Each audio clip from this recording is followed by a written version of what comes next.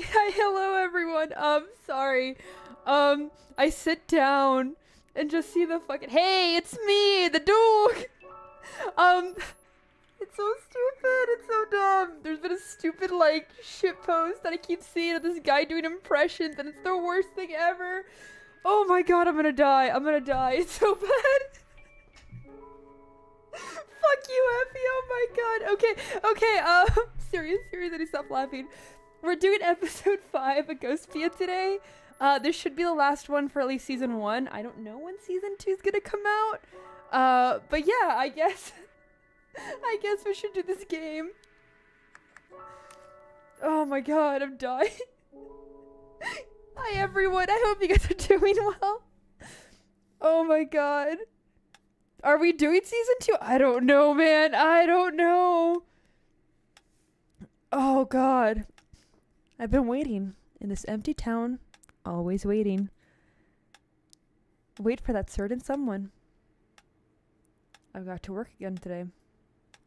I have to earn money. Money's an absolute necessity for any journey. But even without travel expenses, it's hard for ordinary citizens to survive. So I work in order to prevent myself from doing something stupid like dying of starvation as I wait. Season 2 is a must? Oh no. I work in the office in the corner of a government building that looks like a giant tombstone. As the noon bell rings, I leave the town hall under the pretense of taking a lunch break. As soon as I'm outside, I find a garbage can. Or maybe it's a potted plant. I'm not sure.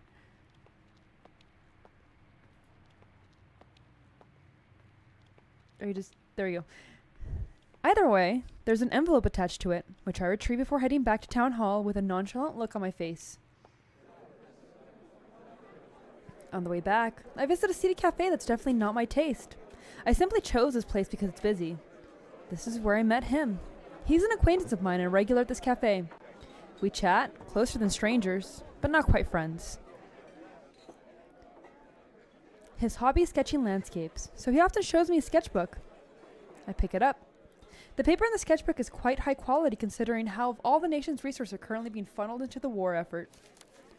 I flip through the pages and glance at them. Sometimes I give my feedback if any sketches interest me.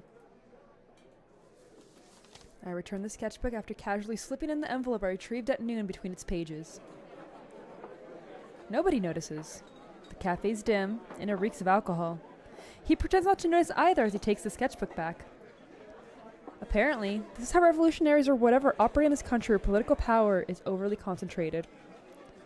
Though, it's not like I've got any interest in a revolution. Jade, welcome in!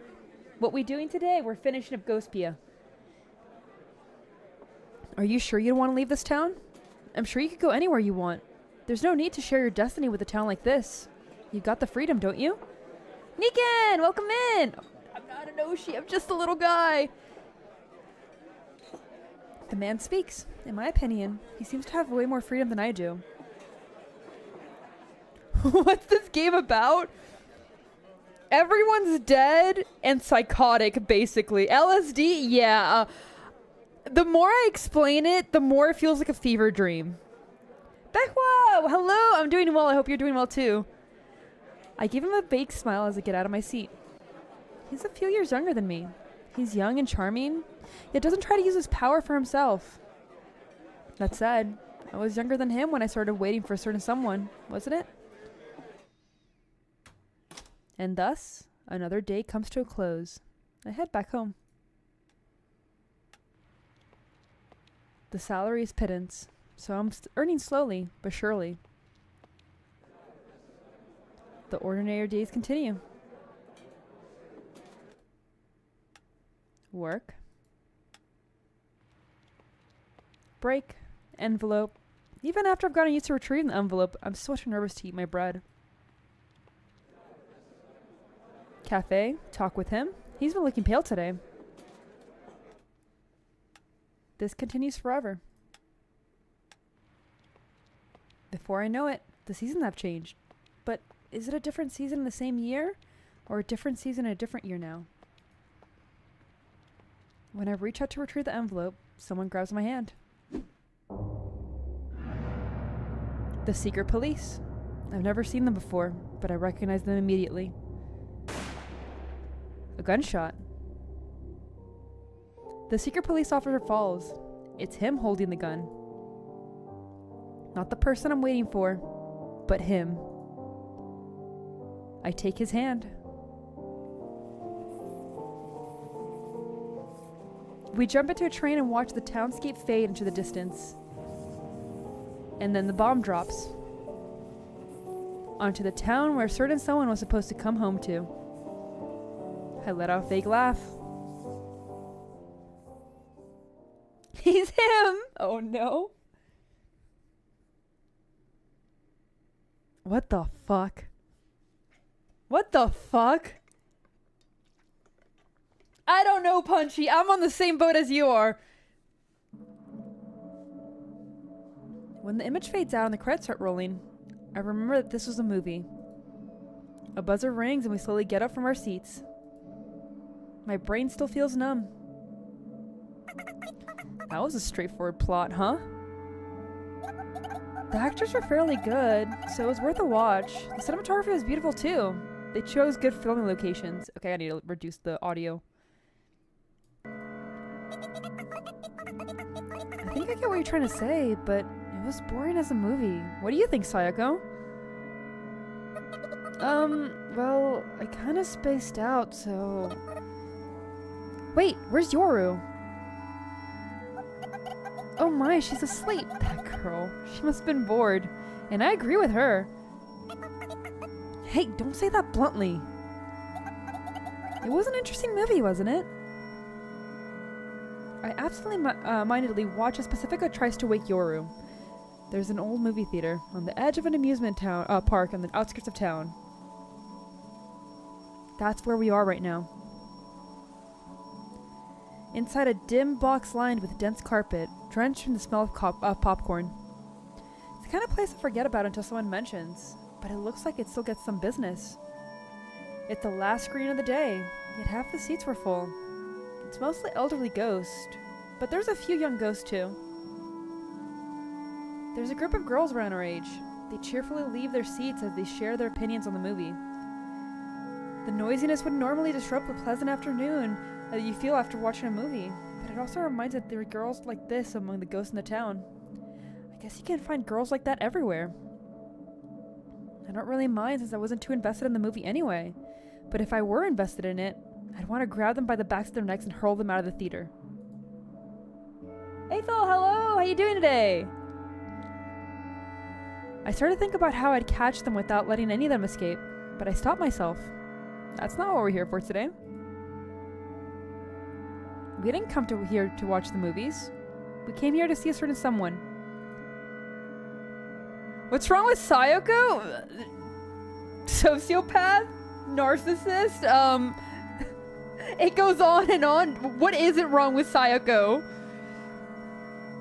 As for why we watch the movie anyway, I guess also kill time while we wait for that person's shift to end. In any case, the movie's not the main reason why we're here. We're here to see the movie Projectionist, there we go. The projectionist is, according to Aya, the most lit engineer in town. Since they're both engineers, it makes sense that they know each other. I think it's weird for the most lit engineer in town to work at a movie projectionist, but I guess there's not necessarily a correlation between the two when something you're good at and what you do for a living. In any case, Aya suggests that this lit engineer could help us achieve the dearest wish of our breaking through the snow desert and searching beyond, and maybe even discovering my home country, which may or may not exist.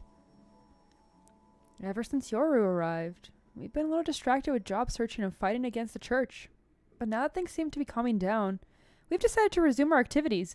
Okay, like, you say that as if you didn't take, like, an unknown amount of, like, eons to finally get out of your house after you nearly killed your friends. Well, no, after you killed your friends. Like, bruh.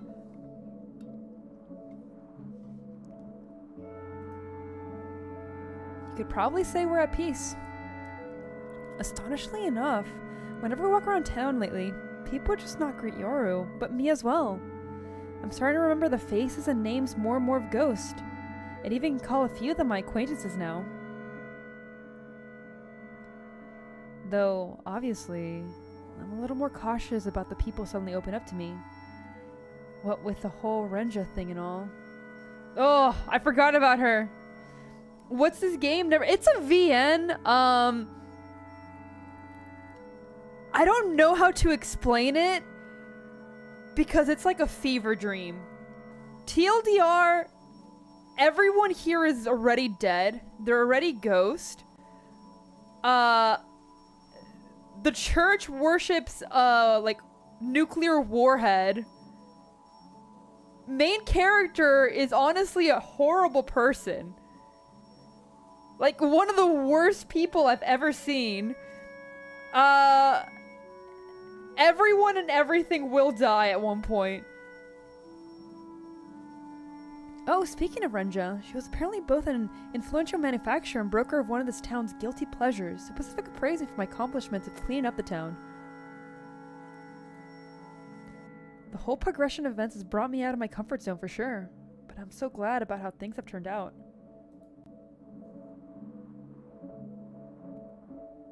I need to remember to thank Anya properly for setting things up today. That's what I think to myself as I try to deal with Yoru as she cozily mumbles in her sleep. By the time we head into the movie theater lobby, it's deathly quiet. There's not a soul talking, and the carpet even muffles the sound of the footsteps. It feels like my ears have been plugged, as if all sound has been blotted out. That's your theory? Look, I can't tell you. I don't know. It's interesting? Well, what the hell? It looks like other moviegoers are already moving on. There's nobody in the box office, and the concession stand's lights are off too. We're the only ones in the movie theater. Actually, scratch that. There's probably still people behind the scenes, but it's an odd feeling being alone in a place that's usually bustling with people. It feels both exciting and dangerous. It gives the place a fresh charm. Honestly, he might not be far off. It's like a school building at night. I take a deep breath and let my imagination run wild. Behind the shut doors to theaters at our backs, they're showing a real movie to their real clients. Whenever we're not around, they see something real that we don't see. Our idea of common sense is a sham. The real world happens behind these walls while we go about our day blissfully unaware. I feel my nose prick as it shivers up my spine. My palms break out in a cold sweat. I've been entranced by my charm of the movie theater. Sayako? Really?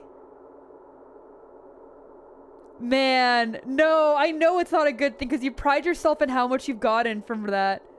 Well, you know what, Arson? That means you can make a VN. When are you dropping a VN? Anya's voice snaps me back to my senses. We're gonna meet up at the rear entrance. That's where the employees leave from. Oh, okay. Let's go. When we leave the lobby, I look over my shoulder one more time. Pacifica asks if I've forgotten anything, but I frankly shake my head. Why did I look back? Do I just like movie theaters? Do I have some sort of special memory at a movie theater? That was a good animation. I like that. That was a cute little one to end that. We wait outside the theater in front of what appears to be the staff entrance. As we wait, the lights shut off and the movie theater signboard employees start leaving at the intervals. No worries. Thank you for stopping by. They all look startled when they see us. I mean, I guess they might look out of place for a group of girls to wait by the staff entrance of a movie theater after hours.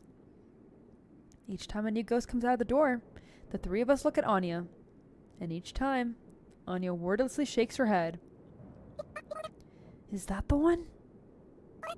Nope. This must have happened at least 10 times. A smallish man appears from behind the door.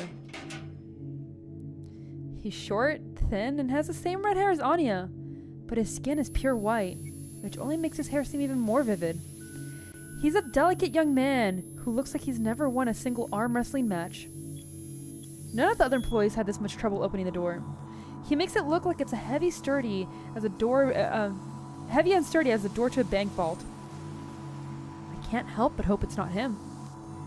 I don't know what it is about him, but he just seems obnoxious. The three of us look at Anya at the same time. I can't speak for myself, but my eyes something like, it's not him, is it? Instead of answering us, Anya calls out to the man with a somewhat surprising, cheerful voice. I think it's just shadowing. Yo, Alec. You're as huge as ever today. Maybe twice as big as yesterday.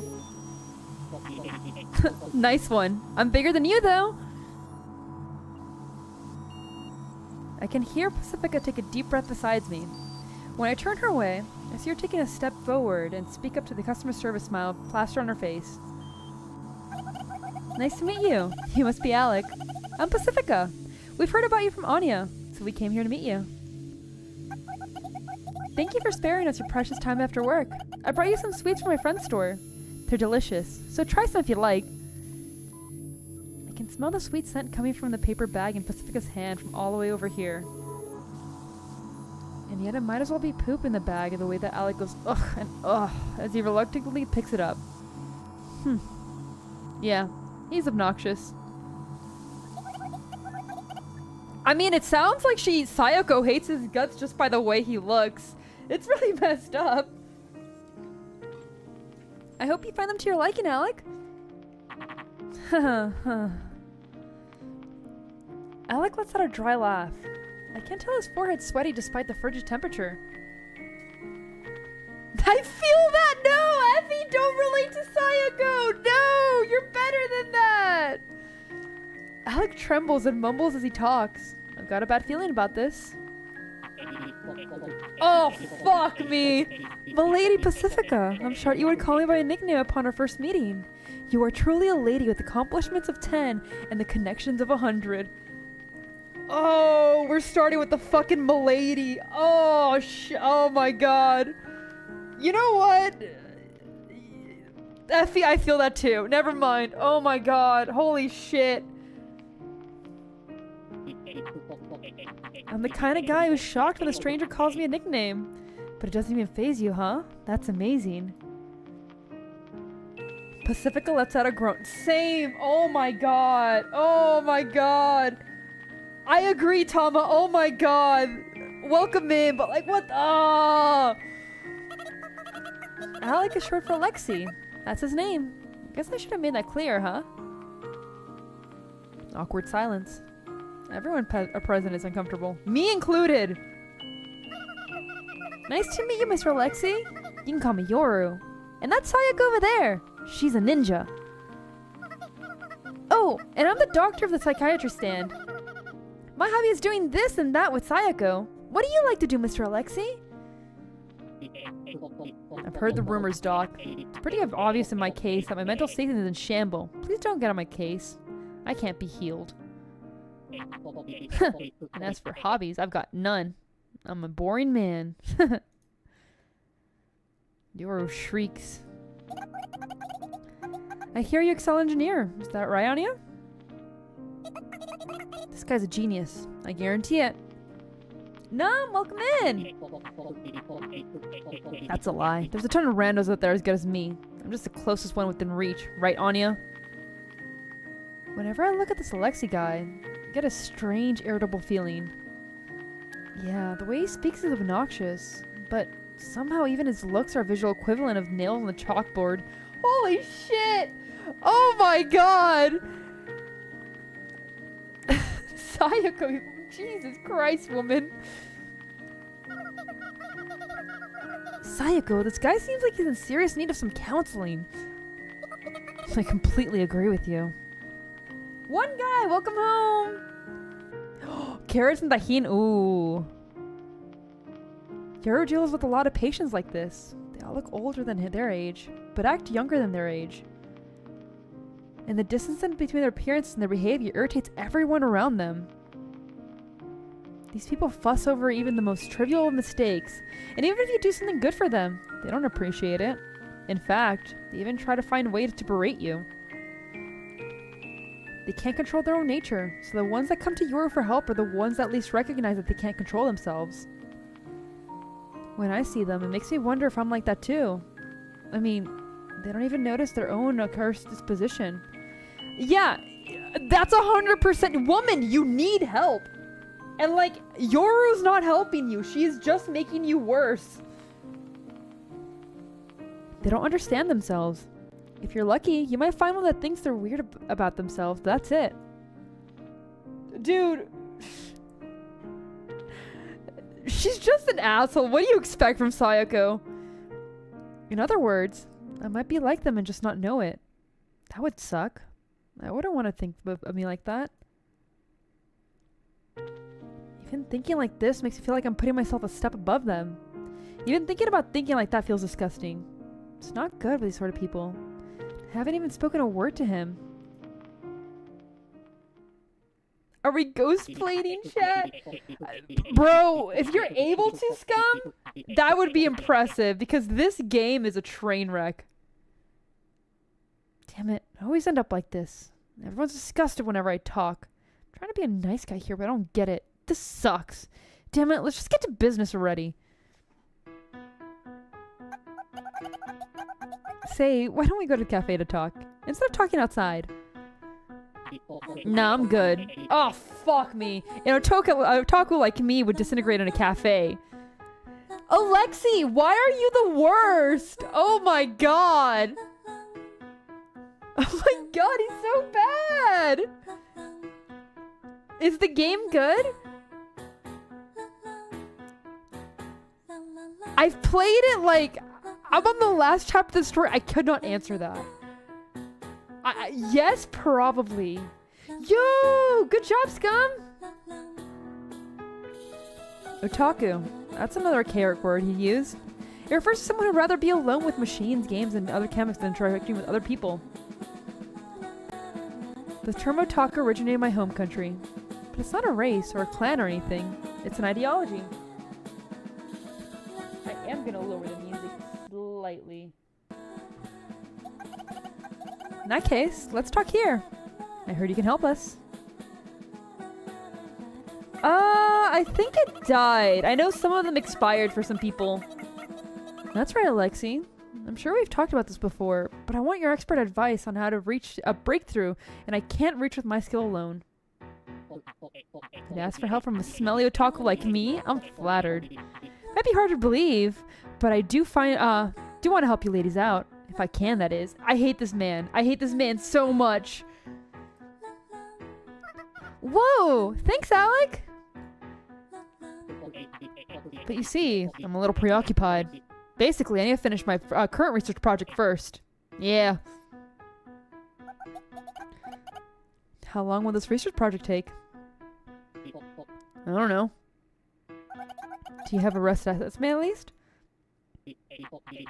It'll take a long time, I can tell you that.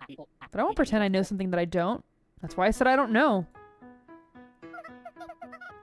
Damn. It's gonna start again. The grays versus the greenies. You can't hurry it up a teensy bit?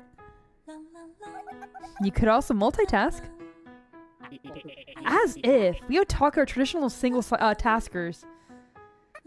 That's news to me.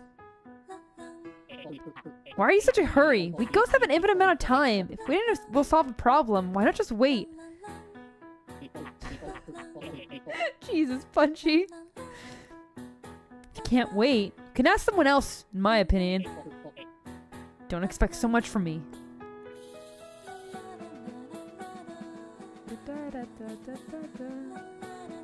Oh man. Alexi mumbles something under his breath as he locks the staff entrance behind him. Ah. Suddenly, Alexi lets out a voice as if he'd realized something. What's wrong? Oh, it's nothing. Whenever I ask someone for a favor, it never turns out pretty. Just say it already. Whoa, be gone, evil spirit, be gone! Ugh. Alexi tinkers with his watch and suddenly, a blue thin membrane expands around him, knocking Pacifica back. Oh no! He doesn't want to touch women!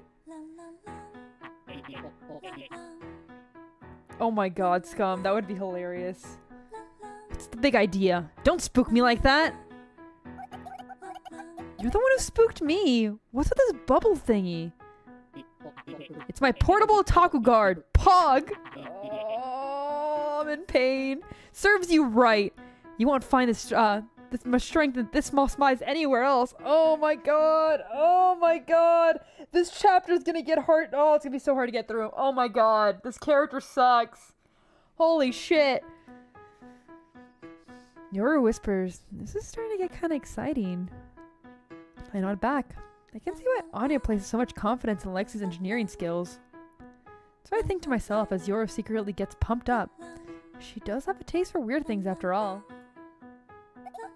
Shut it off this instant! No! You'll just get mad at me! How can you tell I'll get mad? Why does he look like he's a part of Weezer? Oh, that's even mean to Weezer. God damn. Because I'm gross. Oh, fuck me. Females have always thought I'm gross, so I can't tell you'll be mad without even having to say anything. You can't just judge total strangers because they're women. That's exactly why they hate you. Oh my god, I hate this. Pacifica picks up a shovel off the guard and charges at, what's it called again? That portable otaku guard. I want one. Anyway, Pacifica starts hammering away at the barrier with a shovel. Each time she hit it, it lets out an unpleasant, low-frequency sound wave, and eventually, the barrier's outline starts to fade away. Stop! This thing's power output is unstable! Hey, Alexi? What?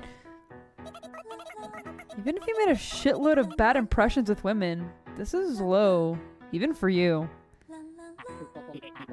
That's just how hopeless I am. You of all people should know that. Oh my god! Why is this character... You know what, Arson? Maybe you're right. Holy shit. Maybe you're right, and everyone that this, like, author has written, they just hate. Because, like... Oh my god, I'm dying. I hate this man. I hate this man. Hey, no need for the attitude, you know. Are you stupid? Look, I'm an otaku. Whenever an otaku talks to a female, he just wants to die. That's how we're built. I don't know if you can even imagine this, but I feel so sick right now. I'm a woman too, you know. Anyway, you just had an idea how to speed things up, didn't you? Out with it. You shouldn't keep it to yourself if you think you should. Damn it. So, I was thinking you could help me finish my research. I know! Every single time I see the word female, I die a little. My research has had a deadlock, you see. That's why I said it'd take time. But if you help me, it'll speed things up. I'm almost certain of it. But who would want to help someone like me? Honestly, no one. You suck. You should kill yourself. Don't beat yourself up like that. Why wouldn't we help you? Anya's usually talkative, but Mr. Alexi seems to be somewhat open to up with her. It's refreshing contrast. Anya's usually the passive one, so she almost seems like a different person. Mr. Alexi turns off his pog and falls silent. He just needs to tell us his thoughts, so why doesn't he need so much time to concentrate? Though I guess it's unfair to me to think that since I'm friends and we outnumber him. If I were in Mr. Alexi's shoes, I'm sure I would hesitate with my thoughts too. I know! The punk girl was so... She hasn't shown up since. She was like a 5-second character. Like the last time she showed up was her, like in the apartment complex being like, yeah, I'm your neighbor. And then that's it. That's where that goes off to. He's probably cursing himself for letting out that earlier. Even I'm starting to feel uncomfortable. I hate this. Pacifica? Gonzo! Welcome in! It's not until I say that I realize I hadn't even opened my mouth. Those words start flowing out by themselves. We can just let Mr. Alexi think things through and get his answer on a later date, can't we? I see, says Pacifica. She folds her arms in consideration. I'm sorry, Anya, but can you ask him again tomorrow or some other day? Oh, I don't mind. Hey, good job! I hope it was a good stream. If Anya's going, then I have no objections. We chat a bit for a while until we settle on Anya coming back at the same time tomorrow to hear her answer. I'm not sort of this kind of stuff. It particularly pains my heart to make Anya ask for me. Okay, that'll be it for today. Thank you for giving us some time after work. And with that, I turn around and take a step backwards towards the town. Hey, wait. Oh, what is it? If you have more to say. Mr. Alexei firmly interrupts the fed-up Pacifica. Not you, the ninja. Can I help you? Were you trying to patronize me? When I turn around, Mr. Alexei takes a step forward me. Sensing the rust in the air, Anya clicks her tongue. Not at all. I think if you click someone's name or right-click their name, you can go to their channel. When people patronize me like this, it makes it feel all the more ridiculed. I think so too, which is why I'm trying to look out for you. I'm just cold and want to go home. You're just saying that as an excuse so your friends will praise you later. You don't feel good about yourself, aren't you? That disgusts me. Arson, I'm on the same boat.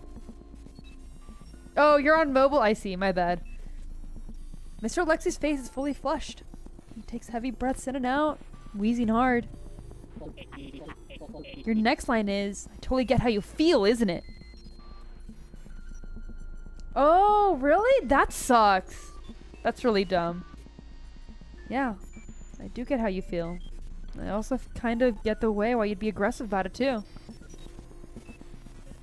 It's exactly because I get it that I shouldn't say I get it. I get it. So if we put things around, you're saying that you get how I feel then, right? Please stop. Think you know anything about me? Disgusting. Mr. Alexei lets out a weird sort of groan, but he's smiling. Savage as fuck. I don't know what savage as fuck means, but Alexei chuckles after he says it. You don't have many friends, do you? Alexei, I know you don't have any. Maybe not. Anyone without many friends, a friend in my book. Oh, Sayako. Sayako, why do you attract the worst people ever? Why is it everyone that you talk to just fucking sucks? Oh my... The punk girl was cute! Curtis, hello, welcome in. The punk girl was cute! Talk to her!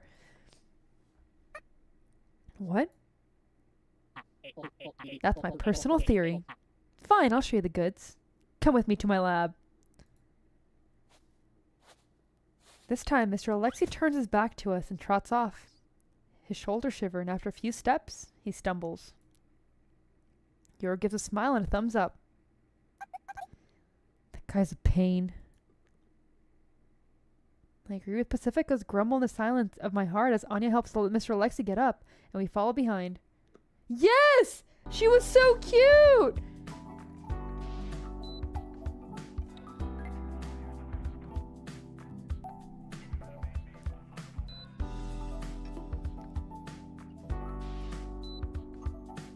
Look at her! She was cute!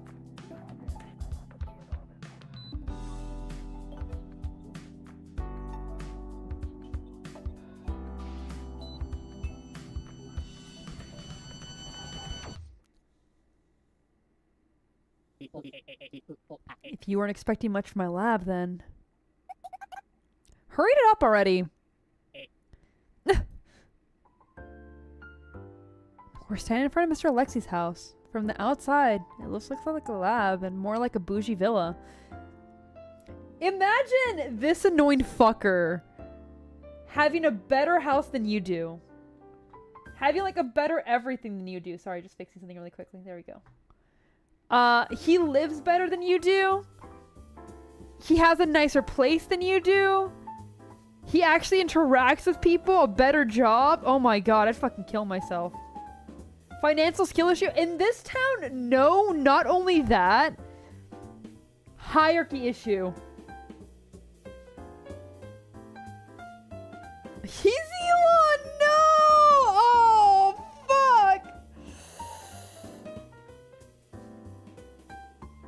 God, how did the world come to this? It's so over. Holy shit. It's located close to an amusement park. Perhaps it was indeed originally meant to be an expensive vacation home. But fine, never mind. No! No! Oh, kill me! Ah! Mr. Alexei looks almost tearful as he holds his hands out to the needlessly huge keyhole. A moment I wonder if he left his house unlocked, but I hear an electronic sound followed by a thunk of a heavy lock turning. Whoa! Was that a biometric lock? Nah, you can't trust me as finicky as vein recognition. Simple as best. I just implanted a chip in my hand. It's pretty convenient. What do you do if you get reincarnated again? Like, if you come back, you're not going to come back with a chip in it. I've never forgotten my hand at work. And I can't exactly steal a limb without lopping it off. Hear that? Alec is a genius, right? He's trying to fine line through.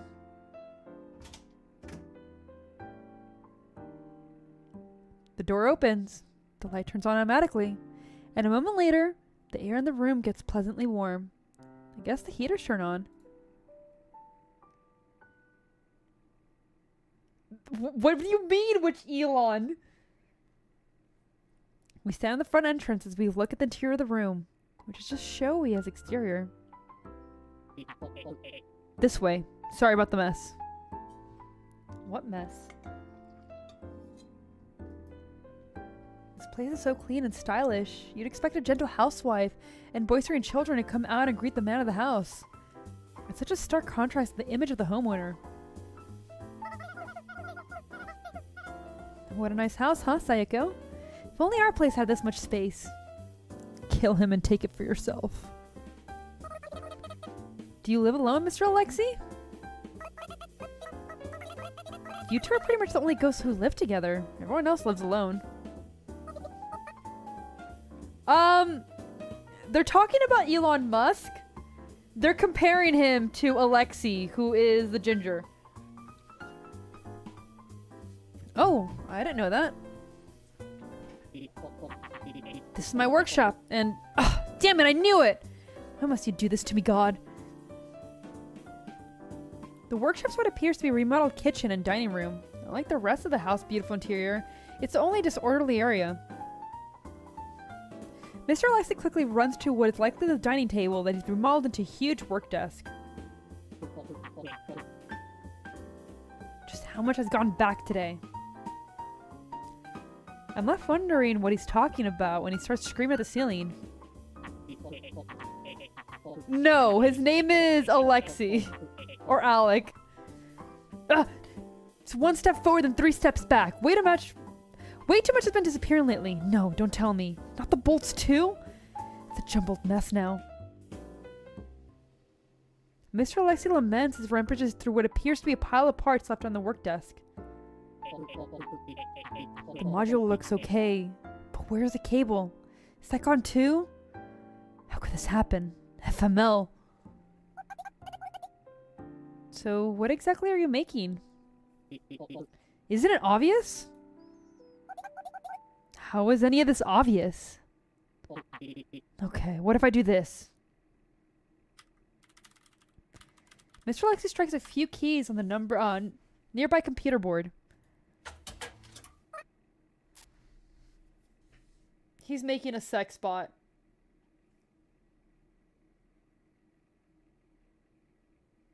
He's making a fucking sex bot, isn't he?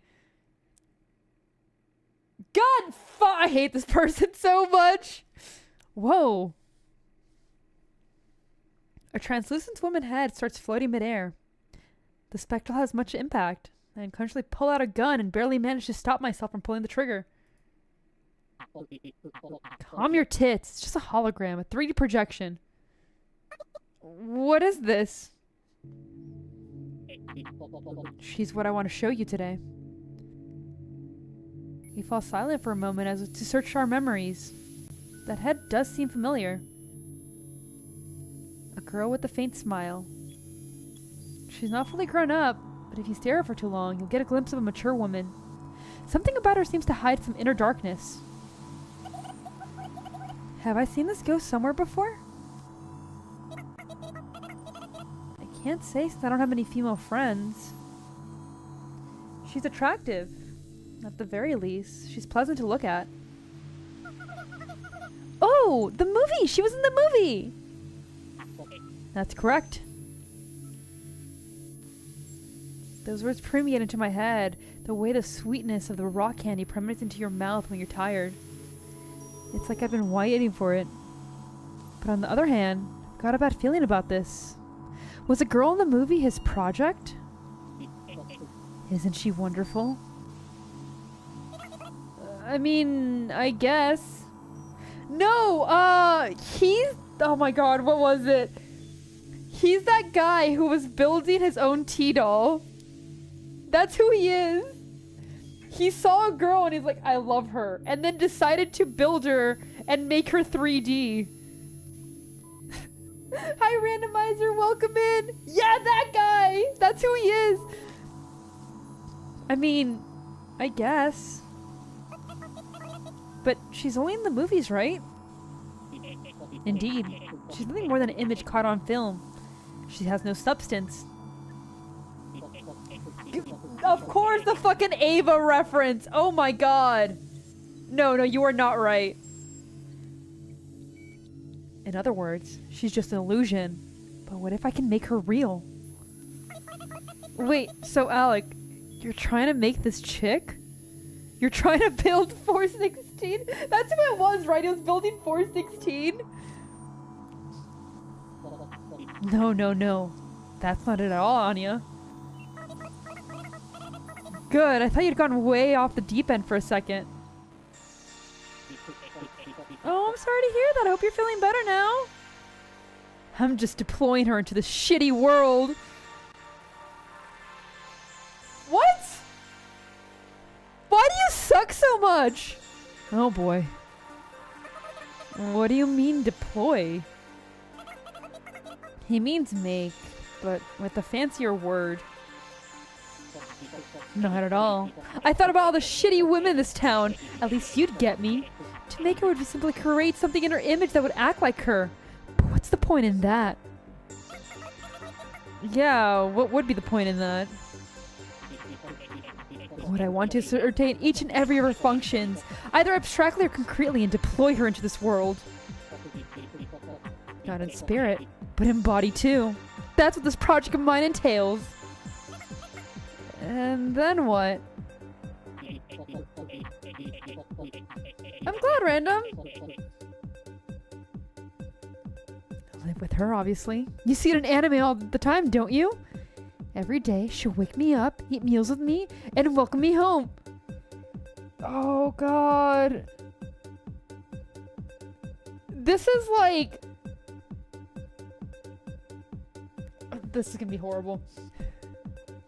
This is what, like, that obnoxious guy says, thinks is a Gosling. Oh my god. Holy shit. Oh my god. Are we doing incel Blade Runner? What the fuck?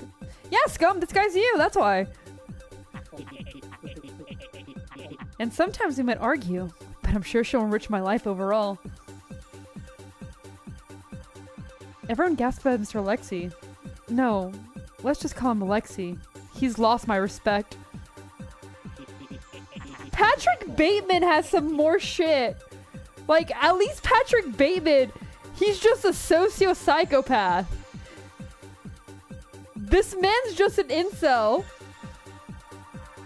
I'm thinking she'll be like a maid living under my roof. Got godly taste, don't I? I even draw clothing designs. I'd love to get some female opinions on them. Pawn skirts are the best, aren't they? I'll bring up the designs. Hi, Nick. Welcome in. And with that, Alexei starts typing away at the keyboard, but Anya frantically stops him. Well, whatever. I'm sure you've come to understand the loftiness of this project goals, but I'm sure we've all come to understand it as a mistake to come here. Ow, ow, ow! Anya suddenly grows in pain. Pacifica's pinching her butt. I look at Yor, figuring she's enjoying something like this, but she isn't looking at Alexei with a sidelong glance. Seems she didn't hear Anya. In any case, I totally understand how Pacifica feels right now, so I won't stop her. So, I'm not sure there's anything we can do to help you out with this project of yours. That's right. Sorry, I'm no good with technical things. You can take Anya off her hands, so go ahead and use her however for the how you please for the rest of her life. Pacifica, I know you're a shitty friend. Do not leave her. Oh my god. Do not trust this guy with like any woman alone. Oh my god, Pacifica. Holy shit. Hey! You don't need any technical literacy. You don't even have the literacy. My request for you is simple. You just need to follow my directions. With luck, we should be done in no time. And I can start tackling your request. I'll even do it free of charge if you help me out. That's just how valuable your cooperation is to me. This is starting to sound suspicious, but fine. So what exactly do we need to do? You lady just needs to look carefully and closely at both my work and her. Oh, so that way it doesn't get lost. I see. Strategy meeting! We would like to request some thinking time. Approved! At Pacifica's command, we gather at the corner of the room. I'm sorry, guys, for, like, everything. This guy's messed up in the head! But what he's doing is incredible. Yeah, he's always like that. Nobody can keep up with him, in more ways than one. But his engineering skills are the top notch. He can single-handedly do stuff that I can't even do if there were 9,999 of me. So you'd do something that gross if there were 9,999 of you, huh? No, I don't think I'd ever do something as gross no matter how many of me there were. He's certainly eccentric, huh? Just so you know, I can hear you. Fuck my life. Say, Alexei, what do you mean when you say you want us to watch you? It's not like you want us to make sure you don't fall asleep at work or anything, right? Well... Alexei's eyes sparkle. The sparkle of a prideful engineer. But it's probably the same reason as he went off earlier. We can't all but help put our guards up. Ghost capacity. That's what I like to call it. But you know what I'm talking about, right? There's a limit to how many things we ghosts can have. Once we pick things up, they go back to the garbage dump. We have to pick them up again. Yeah, of course I know that. The hole in the ghost pocket. Isn't it called a bottomless ghost bag? Is it? Well, things may disappear. They shall last a while as long as they're placed within the territory and you keep their existence in the back of your mind. Both Pacifica and Anya nod. I nod too due to peer pressure before realizing, oh yeah, that's right. With the exception of the bare minimum, my belongings quickly disappear too. Alexa makes it sound like you're guaranteed at a certain extent of possessions, but it feels a little different in my experience. I think the reason these things feel more natural to me lately is because yours moved in. We share our belongings.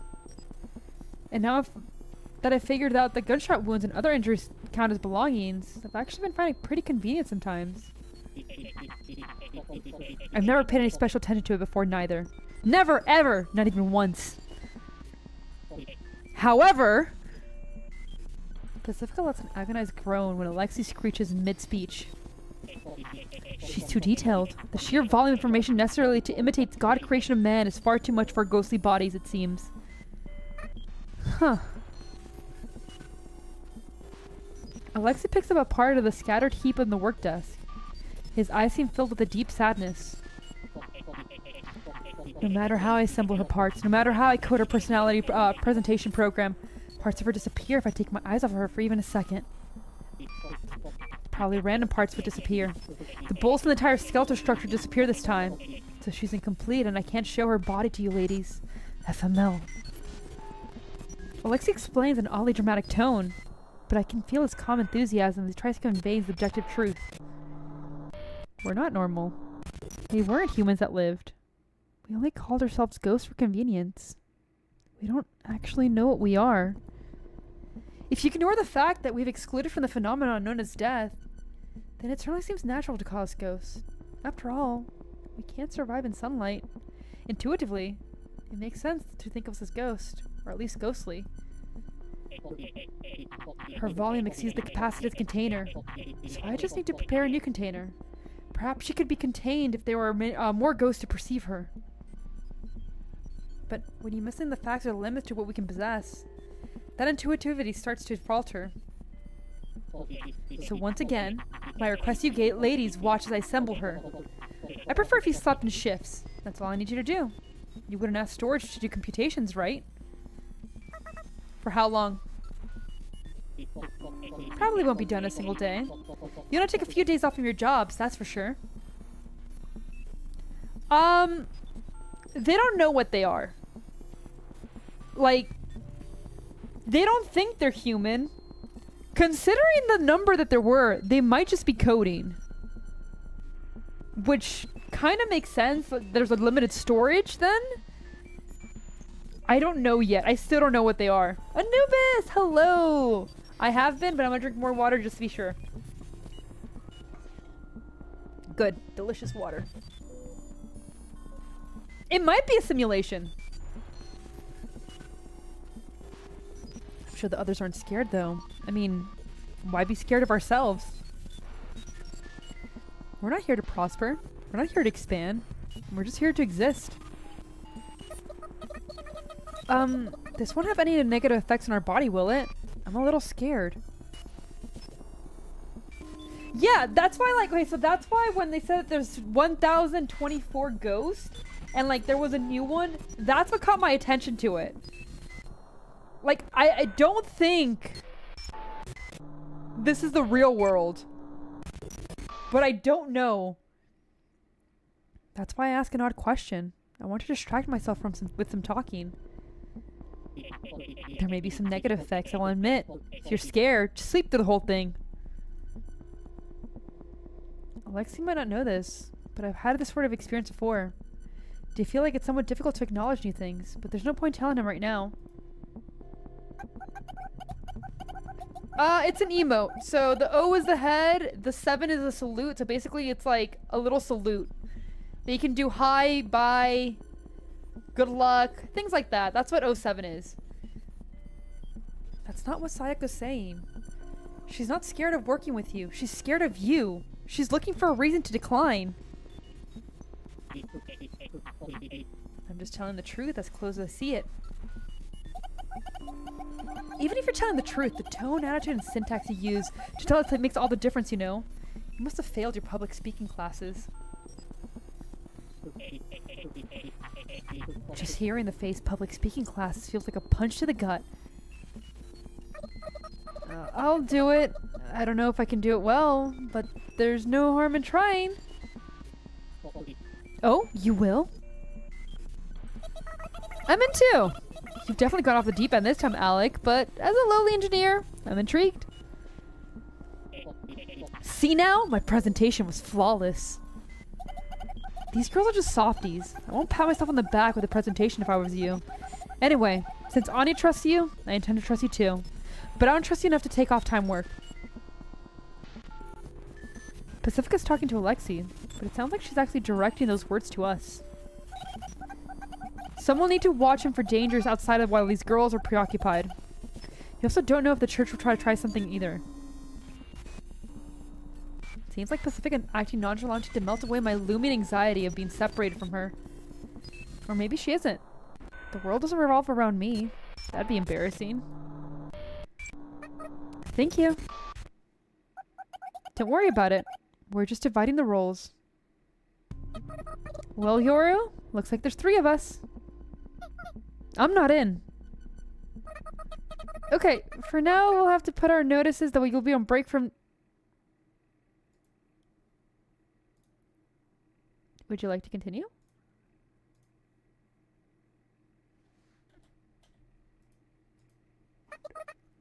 Wait, what did you say? I feel a shock like being stuck in the head. You think Yoru would be the first person to be excited by the side of the stupid thing. At first, I think Yoru's messing with me. But I look in her eyes, I see she's serious. I said I'm not in. Why not? Because I don't want to do this. I'm utterly confused by Yoru's calm rejection. She's usually overtly expressive, so when I see her say that without a single change in her facial expression, it instantly throws my mental stability off balance. What's wrong, Yoru? Does your stomach hurt? My bowel movements are perfectly regular. I see, good for you. Would you prefer us not to ask why? Well, yeah, I guess. When I notice Yoru frown, it makes me feel a bit of relief. She knows something! And that's because it lets me know that she's not making this decision lightly, and that she does feel at least a little guilty. I know it's not healthy to be happy about Yoru feeling guilty, but I accept the fact that I'm the sort of person who feels good about something like that. I think it'd be dangerous to set up shop by yourself. True. If you're not going to be around, I'll take a break off for work. If you're going to take a break, then why not stay here with me? No, I don't want to. Sorry. I will say this.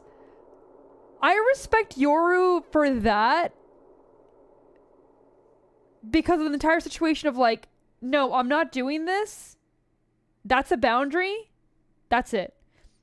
Scum, if you ever want to see the names, they're actually on the lower right corner of the gaming screen. It'll say the names in the corner. Yoru makes a face like she makes every now and then. No, it's okay. It's your decision, Yoru. No tea tonight. I haven't defeated the borax. Though I haven't defeated the ants with borax yet, so I didn't want to bring any tea. I did consider it, but I only have water, which sucks because like I'm a little dehydrated. I'm not gonna lie, because I took a nap. I'm not good with these sort of situations. I should really press her for some more. So, what'll it be? Sayako and Ani will stand watch. Yoru and I will pass. According to my calculations, 2 should be plenty. It's a deal. And thus, Anya and I end up helping the strange man named Alexei with his challenge. Sayako. Good luck. Thanks. There's a lump of anxiety lodged in my chest. I pretend to know everything about her. But this still comes as a bit of an unpleasant surprise. Alexei truly is skilled in engineering, which is why I think he can help us further our goals once this is done. I'm also interested in Alexei's insight about Ghost. There's so much I'd like to ask him when we've got to the time. At least that's what I keep telling myself as I try to find a way to justify my decision to take on this job. But the fact that I have to look for justification is proof in itself that I'm unsure about this at all. I meet up with Anya in the same old plaza, with the same old sights, minus her psychiatry stand. After all, we're closing shop during the duration at the time of Alexei's. She does not make robots. You've lost the plot. Redhead guy makes robots. Redheaded girl is also an engineer, but she works at a mechanic shop. Blue-haired girl is mystery girl who just appeared one day and has a psychiatry stand. Brunette is Sayako, who is the main character. Blonde is... oh my god, what's her name? I forgot her name, but Blonde is also psychopath who does things. Pacifica, thank you. Who basically is probably running some illegal scams. I'm not gonna lie. Wait, Sayako, where's your luggage? Anya asks if she carries a big bag. In my coat pockets, I got a handkerchief and a gun. The bullets disappear, so I'll have to make up for it by aiming really good. Oh, good luck with that. Wait, shouldn't you at least bring a change of clothes and a towel? I've been thinking. Huh? Is it really necessary to shower and change clothes?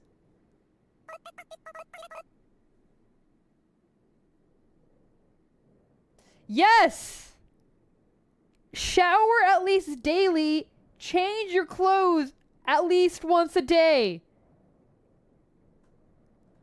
You're starting to sound like Yoru. You think so? Good thing Pacifica's not around. She'd be all like Bargle Gargle. Bargle Gargle? Yeah, Bargle Gargle. They're, yes, not in the traditional sense. They call themselves ghosts because they don't know what else to call themselves. But like, they can smell, they can bleed. They technically can die, but they come back to life. They can get injured. They can eat. They don't have to eat, but they can eat. We talk as we walk. It feels like since I'd usually be working around this time, it's like going to hospital instead of school when you're sick. So zombies? Not exactly. It's a weird world. It's especially weird since I've only started working just recently. I guess I've adapted to worker life before I knew it. It's probably a gradual day-by-day process. I recall my conversation with Alexi. I can feel my face heat up too as I do so. Why did I act so proactively? Yeah, they might just be coding. I don't think they're robots because they always reappear at the dump. If they're anything, they're gonna be pieces of code. That's my guess, at least. Because, like, the city layout doesn't change. Everyone's kind of isolated with, like, a certain number of memory that they can have. And everything that disappears is not really gone, but just moved elsewhere. They might be in a simulation. I couldn't bear to watch him. I wanted to do something to help, but that was just because I thought I was in a position to help. It could be a situation where their like consciousness has been uploaded to a cloud or something.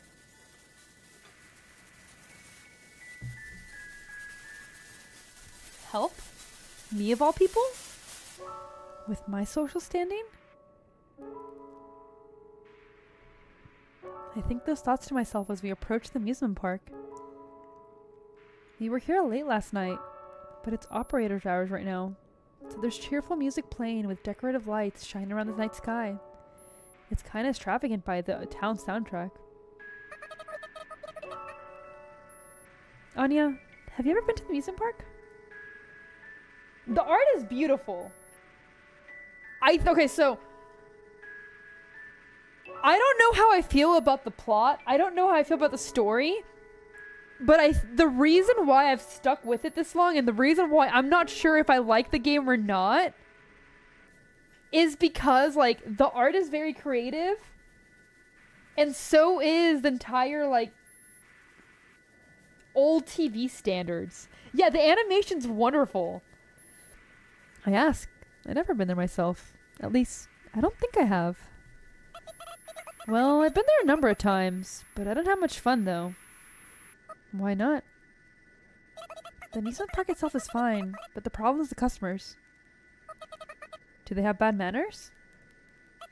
Well, it just feels like their amusement park more to look like they're enjoying themselves rather than to actually enjoy themselves. That's how it feels? Sends shivers down my spine. Oh no, they're Disney adults! Shivers? Shiver my timbers. I see. I think I get it. It must be annoying to be surrounded by people like that, huh? Feels like people like them look down on people like me. I don't want to be in the same place as them, you know? Anya speaks bitterly.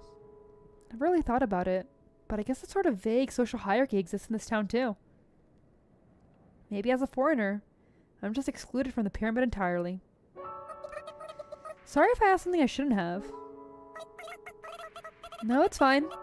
Anyway, those people don't make sense when they talk. They're so damn boring. I'm sure they'll find me so damn boring too.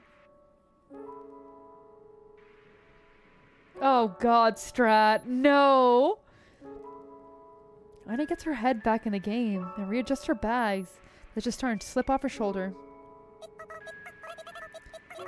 I'm not good with this whole female bonding thing. Like, going to bathrooms in groups and gossiping and stuff. Anya! Oh my god, you're stupid.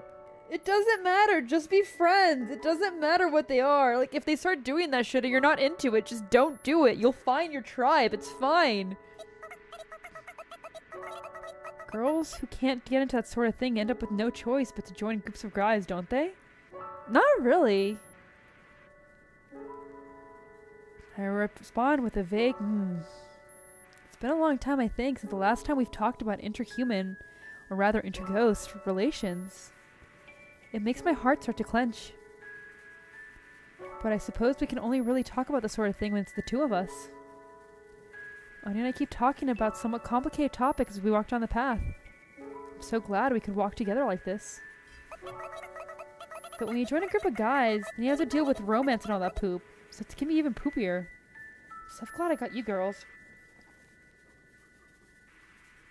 Anya says that with a smile. It's a somewhat awkward, forced smile, but it's cute in its own way. It's an almost devilish smile. I can see why the group of guys wouldn't be able to leave her alone. I consider smiling back, but I'm awestruck. I decided not to. You know what, Psycho? I respect that. I respect the bi-awakening. We pass the amusement park area and approach Alexi's house. It definitely feels like it's way too fancy for a house for Alexi to live in. Though I suppose the fact that he lives in it at all by his lonesome does fit. If you were right here, we should call this a sleepover. Oh yeah, Yoru. The more I think about her absence, the more depressed I get. Guess I shouldn't think about it then. Sleepover, huh? I doubt it's gonna be something that fun. So, do we just sit and watch? If I remember right, yeah. The guy doesn't lie, so I'm sure that's really all we need to do. It makes me feel kind of guilty that that's all we're really gonna do. I fidget if we stand on Lexi's front porch. At least we'll have lots of free time, you know. Anya rings the bell. Something starts to rumble inside the house. Then Alexi shrieks. I smile wryly. I'm sure he'll have to do something else sooner or later. I guess there's no point worrying about it.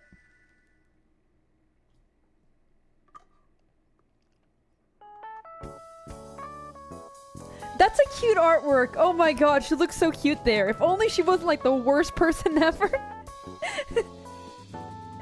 Oh man. She has moments where I'm like, you know what? Yeah, exactly. Cute but a bitch. Exactly. Storm, hello. Uh-oh. Have fun with that, I guess. So basically, at this point, it's our third day at Lexi's house. And I haven't been able to ask to do anything else once. I've just been watching. I watch Alexi and Anya work on the project. I watch over the assembled parts with Anya while Alexi's away at work. And when Alexi gets back, I watch the machines and sleep. I really must have been sitting and watching. I don't have to worry about anything since I don't have anything to do. This would probably be hell for the type of people who need to be moving constantly, but luckily, I'm an expert at doing nothing, so it's not agonizing for me. Honestly, this is your perfect job, just observing people's stuff, because you spent so long doing nothing in your house. But for some reason, I feel like I've gained weight. Can ghosts even gain weight? I don't know. I kind of miss Yoru and Pacifica. It's a little frustrating when your work and your pay don't seem to match. It's rough when you have to work hard to earn properly little, like Yoru did way back then. But conversely, finding it rough to basically do zero work to earn a lot. So I figured I could clean the room. Not that I ever clean my own room. But a big barrel-shaped cleaning robot comes out of the room automatically a few times a day. Yes, I did watch Worlds Collide. No, Worlds Collide. No, I did not watch Worlds Collide. I watched Money in the Money in the Bank. Worlds Collide hopefully tomorrow, if not Sunday.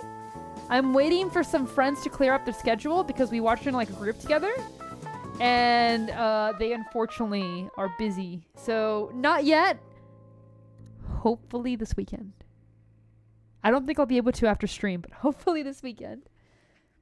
Apparently this robot's to thank for the house's almost eerily cleanliness.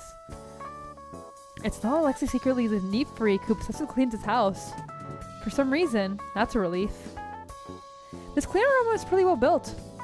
Using some mysterious technology, it hovers a little off the ground as it sucks up dust with whirling motor sound.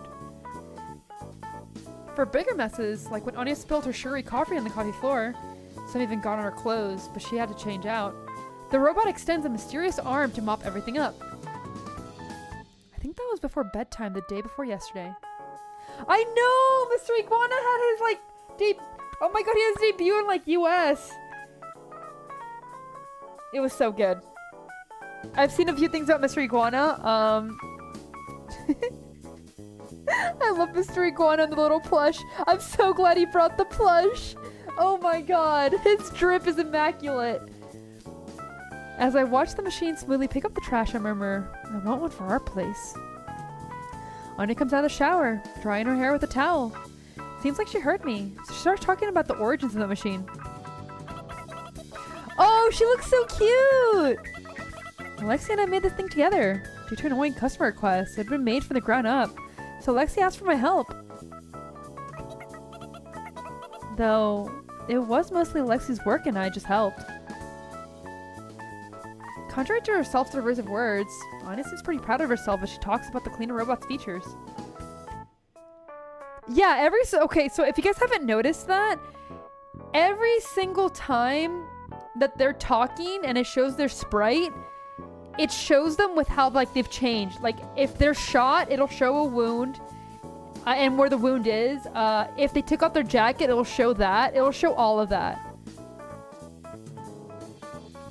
That incredibly powerful armored vehicle we tried to leave in town in. Apparently, the cleaner robots use the same power source. So, unlike a battery-operated machine, there's no need to charge it. And it's more powerful, too. Yeah, it changes. That's one thing that I really enjoy. Like, okay, the art direction of this game is the reason why I keep coming, like, I'm actually finishing this game. Because I think it's so well done.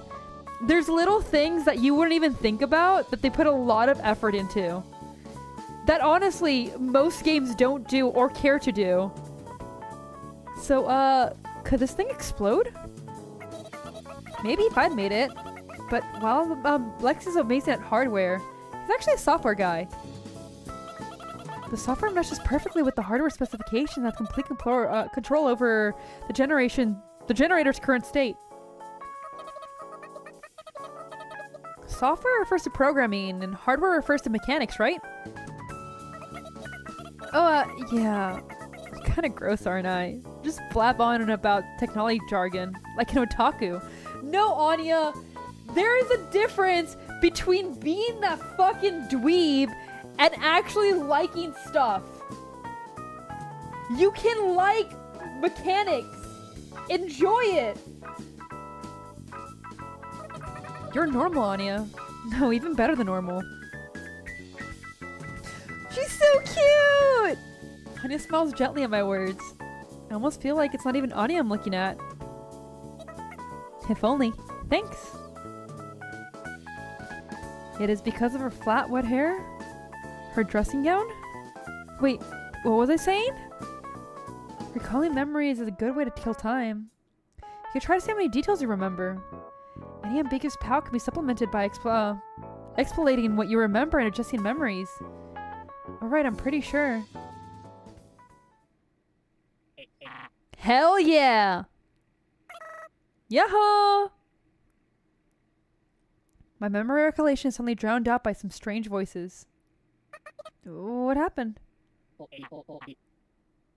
take a look. Look at it. Oh, I hate this. Oh, I hate this so much. It really is that 416 guy. Oh my god, what the fuck? Before I know it, the pile of parts on the desk has become what appears to be an anatomical model of a skeleton. This is probably her skeleton, I guess. The right arm is the only portion that has parts with some flesh on it. It's probably not actual flesh. The exposed metal bones of the fingers slowly clench into a fist and open again. It repeats the cycle a few times.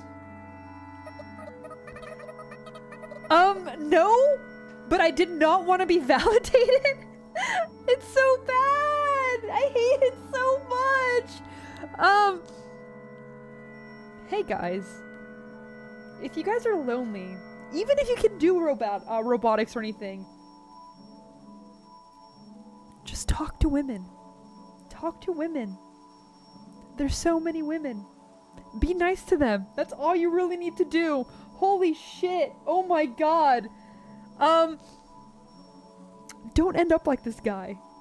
No! Tama, no! Oh. So over. Creep is creep, who would have guessed? You know what, one guy? I don't need your logic. It's moving, huh? Oh, what beautiful rock and paper. That sure is, something. It's not just that it's moving. It's that it hasn't been, ever this complete before. The skeleton usually falls apart before I can assemble it, and the nerve connection gets severed before I notice. My hypothesis was correct. Thank you. Thank you so much. What about the internal software? That's going favorably too. There's no missing data so far. I don't know what'll happen once I increase the volume of the data. But that shouldn't be too much of a problem now that we established a solution to the problem that's been plaguing me this whole time. That was the most crucial aspect of this whole project. I'm happy I could be useful. You weren't just useful, you were a lifesaver. Alexis starts rolling on the floor laughing. I almost tell him not to do that since the floor's dirty, but I stopped this floor myself. The floor in this place is freakishly clean after all. Mr. Alexi. What, do you want to give it a try too? No. No, not that. I was just wondering about this thing. She's not a thing. Sorry, why are you trying to make her? Because I can. No, wait. Let me put my thoughts in order. No. You don't have to think so seriously about it. I'm thinking! Don't talk to me! Oh, come on! Why do I feel this wretched? I look at Anya for help. Anya sticks her thumb up and makes a cutting gesture across her throat with it. I smell Riley. Thank goodness. It looks like I've got the right idea. And thus? So why are you trying to make her? The fucking face. Oh my god. Because I'm curious to know if God will allow me my desires. Holy shit, what the fuck? God? You're talking like a member of the church. He's a believer. Huh? He is? He got some different opinions compared to the priest, though. So I guess he's some sort of heretic. You could say that. Every scientist is sort of clergyman who wants to become closer to God's wisdom. That's what I think, at least. I thought it was common sense that people like Alexi would be the realists who didn't believe in God. So I'm a little confused. But now that I think about it, when we first asked for Alexi's help, he did easily agree despite saying it would take some time. He was probably thinking proactively of how it would benefit others. It's a little late now, but I can't say I don't sense there's an ulterior motive that seems, for seemingly good intentions. Since God made us in his image, I'm curious if he'll allow us to create something in our image. Honestly, I had my doubts, but... Damn! He's gonna create a program inside of a program that's gonna create that. DJ, welcome in! That's changed now that we're here? I thought I'd reach a dead end, but I was wrong. This was a trial to see if I could climb the barrier. Alexi stands in front of his computer and presses a button. She stops clenching and opening her fist. What I'm trying to implement is perfect artificial intelligence that copies the mechanisms of the brain. A self-conscious reproduction of us won't control the population or hijack missile interceptor system, and is neither dumber nor smarter than us. If every part of the copy works properly, this being will have true consciousness. And while I don't even want to think about it, if she suddenly gets struck by a car, she'd be torn apart, and that consciousness of her will be lost for all eternity. Does that idea remind you of anything? So you are playing God. Oh my god. Yeah, this guy is just like, you know what? We can't be humans, but we can just create humans again. We can just build them. A hit and run. That's not what I meant. Then what do you mean? Death. A chill breeze blows underfoot. No, wait. We're indoors, so it's probably my imagination.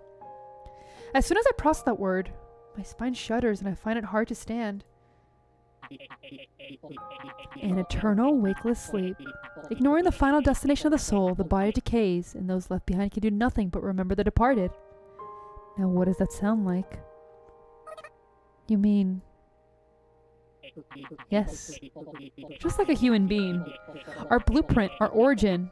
The ones that lived, died, and became memories. Those who YOLO'd. Could you not, like, when you're... Oh my god. Fucking hell. I can't... The second he starts being serious... And then he says, YOLO'd. Oh my god. Can we who have been removed from death create death? Alexi's voice trembles. Just how much does this guy believe in God? And just how aware is he that what he's doing is highly blasphemous? If my creation is self-awareness, does being aware of itself count as being perceived? And thus, can exist indefinitely without a third-person observer? Yeah, I was a little cursed to have to keep watching even after she was complete. True. A conscious that only exists in constant observation sounds like a hassle. I'd feel sorry for the owner of that consciousness.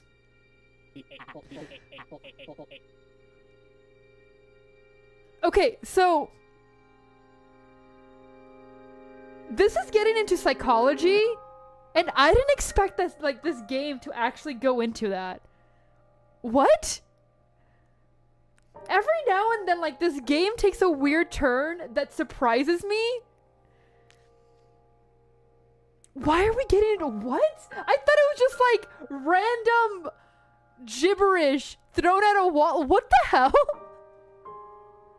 Oh my god. Yeah, exactly. If she has a consciousness, she can possess her own objects. So if I can successfully mass produce her, they can be used as a town storage system for resources, knowledge, culture, and everything else you give them, enabling major expansion of the town. Whoa. Assuming God will permit it, that is. We're here thinking about things because of others. There's doubt that God will permit it. Are you aware of the theory that God has banished us into the night as punishment for our sins? Yes, I am. For our sins? What sins? That's just what the church says, Sayoko. Lots of people have different opinions. Some of them are kind of interesting too. One time a customer came in wanting a chainsaw repaired, and as the boss worked, the customer said that this town is a prison. A prison? You're not wrong. Everyone's stuck here in their same routine. Yeah. The prisoners are nefarious scoundrels who can be placed in ordinary cells. So they're hypnotized into thinking that they're ghosts living in a town that can't be awake in the day. The reason they die is because their sense of time has been tampered with. No time has actually passed. You and I are actually old men who've committed such heinous crimes, apparently. Bye, scum! Oh, no. Not even 5 minutes. The second he creates his own life, He is treated as a god by it, and he becomes Zeus. That's kind of a scary thought. I try to imagine myself as a giant man in prison uniform who thinks he's me. There's a prisoner who thinks he's Anya, and a prisoner who thinks he's Alexei. And what he's actually making is just a mud ball. Wow. Way to rip off the church sins theory. He said there were several prison guards hiding among us for surveillance. But he was going to murder them. With a chainsaw, I guess. What? That's some customer he got. Well, we did call the police on him, so there's that. Police? What's that ninja ease?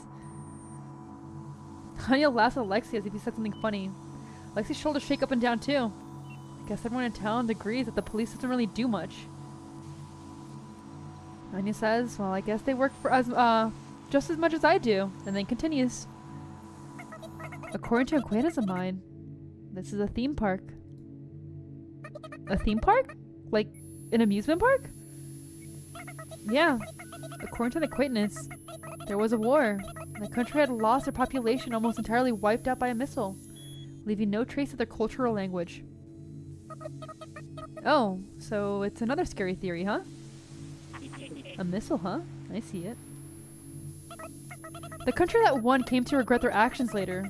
Created something like a memorial park for the missile impact site and created animatronics, robots, that imitate the personalities and language of the dead.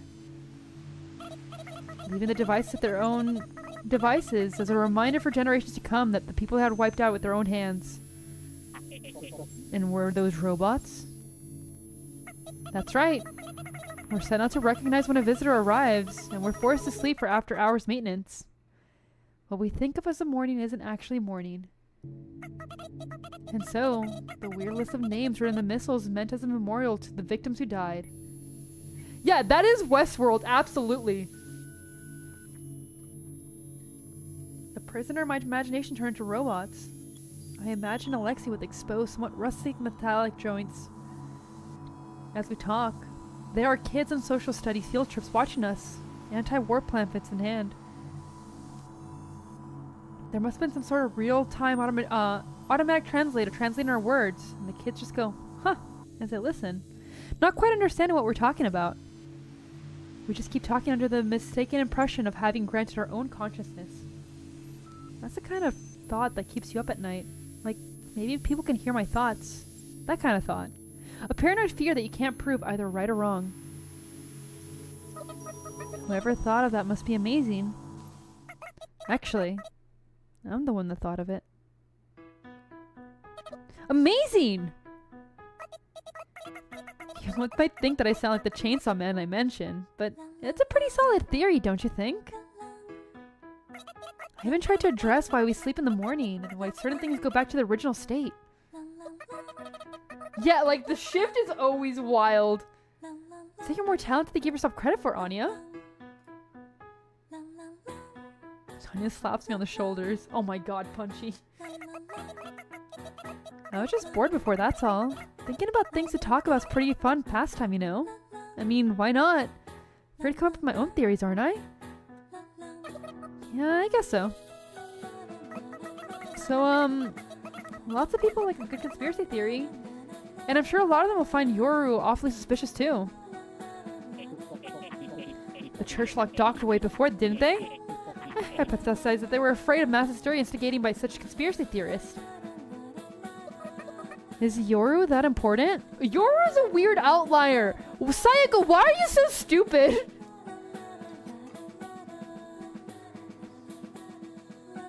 True. Yoru has been held captive under what seemed the pretext of protective custody. In fact, she was provided with a warm room and a huge ham. She was treated so well. She didn't even seem aware of the fact that she was being held captive. And then there was the priest tone of voice. He was afraid of Yoru. But it seems like there was more to it than that. That's right. I talked to the priest, didn't I? I must have been real nervous. As the more time passes, the more details seem to sink in the back of my mind. I can only just barely make a rough outline. Was I alone at the moment? I don't know. I feel like someone else was there too. Where did she come from? And why did she come here? There's certain things about her that definitely separate her from us, aren't there? Are you talking about Yoru? Yeah, doesn't it bother you? Not really. Yoru's never brought up her origins, and I've never asked about them. Why not, I wonder? Oh, I think I get it. Well, guess I never really asked Yoru if she's the same as me. Be safe, one guy! Thank you for stopping by! The same? Yoru and I both foreigners came from the outside. I barely recognize this town isn't where we were originally meant to be, but I never really thought about it beyond that. If somebody asked me where I'm really from, I'd probably throw for a loop. So I don't want to make Yoru feel the same way by asking her that same question. Yeah, I don't remember my past, and it sucks to be asked about something you don't remember, you know? Okay, so what's different between me and Yoru? I'm an outsider in this town, but it doesn't look like I suddenly appeared here like Yoru did. The church didn't lock me up either. For as long as I can remember, I've been waking up and sleeping in that room. I don't remember having to look for housing like Yoru did. We're the same, but different. I see. That definitely sounds like you, Sayako. Is Yoru a virus? If, like, the theory we came up with is true, is Yoru just a virus? Hiding? You think so? If it were me, I'd be so curious. That's a hurling a barrage of questions at her. And then you use the same material as for your epic tale, huh? Hey, cut that out! She's like a foreign code? Yeah. You know, I never really thought about it. But maybe it's okay for roommates to know at least that much about each other. I don't really know that much about Yoru. I'm sure the world is full of things that people just won't talk about unless asked promptly about them. Maybe Yoru's just waiting for me to ask her questions. Maybe not asking her anything makes me untrustworthy in her eyes. And it's even more useless roommate. Here I am, spending night after night at some strange man's house. No, it's not like that at all. I'm sure Yoru was interested in talking. As soon as I decide to ask her when I get back, I start looking forward to seeing her again. And thus I grow impatient, and the wait becomes excruciating.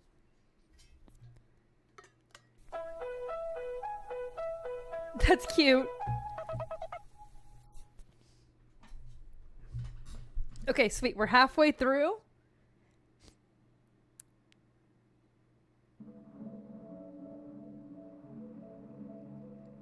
As I worry about Yoru, development proceeds smoothly. The flesh and the soul develop concurrently, and they're the constant act on each other.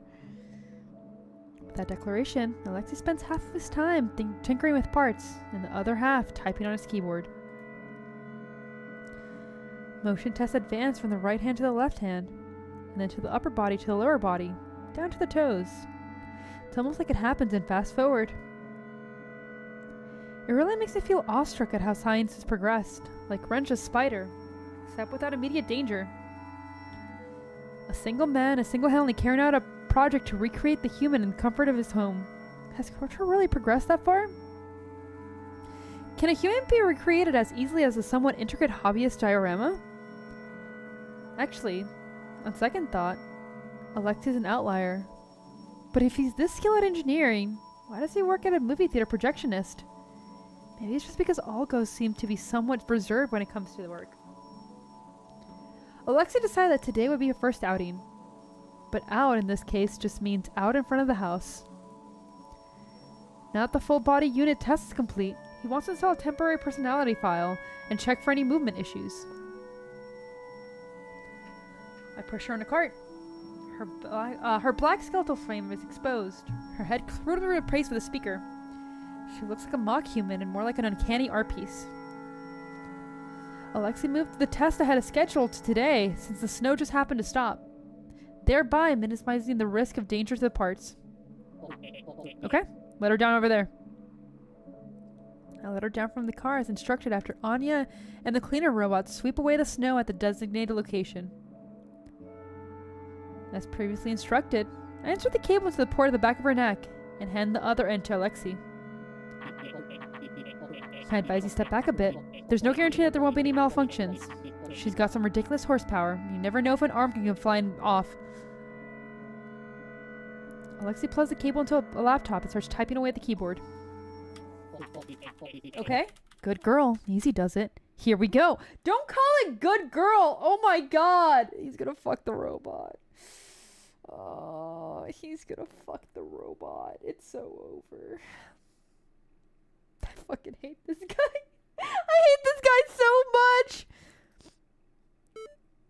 Beep boop. A sound reminiscent of a very primitive computer rings out, presumably after her temporary speaker head. A few seconds later.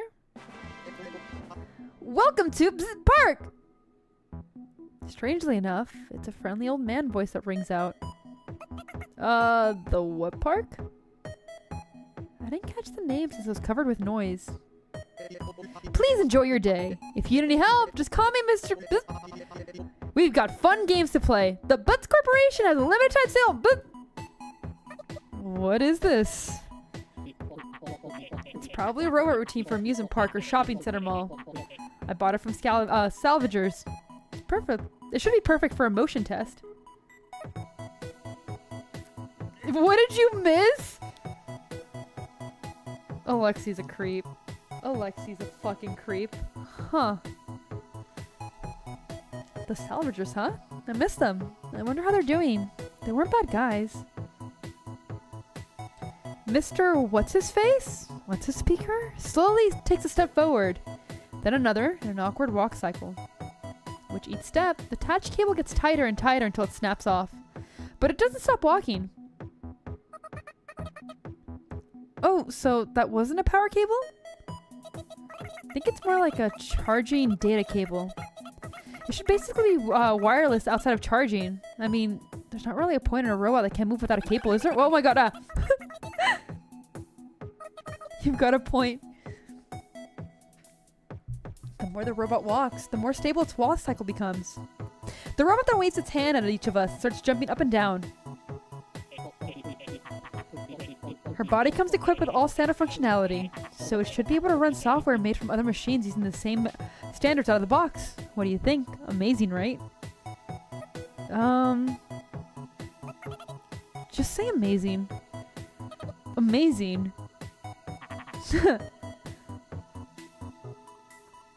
Bye, Tama! I hope you have a good night. I think I'm starting to get used to talking to these two. Whenever Alexi says something incompressible, Anya gives me notes on how to respond properly. None of us are the type to hate silence, so there's no need to awkwardly look for something to talk about. This isn't bad. Sayako! Anya! I turn around so quickly, it's embarrassing. There's Yoru, running this way from the telephone pole over there. She came to see us. She must have been lonely too. Either that, or she's run into some sort of problem. Or maybe she's found a new partner and come to hand me the divorce paper. Anything but that. Sayako, you're so fucking gay. Oh my god. Oh my god. Woman! Just sleep with her already. Jesus Christ.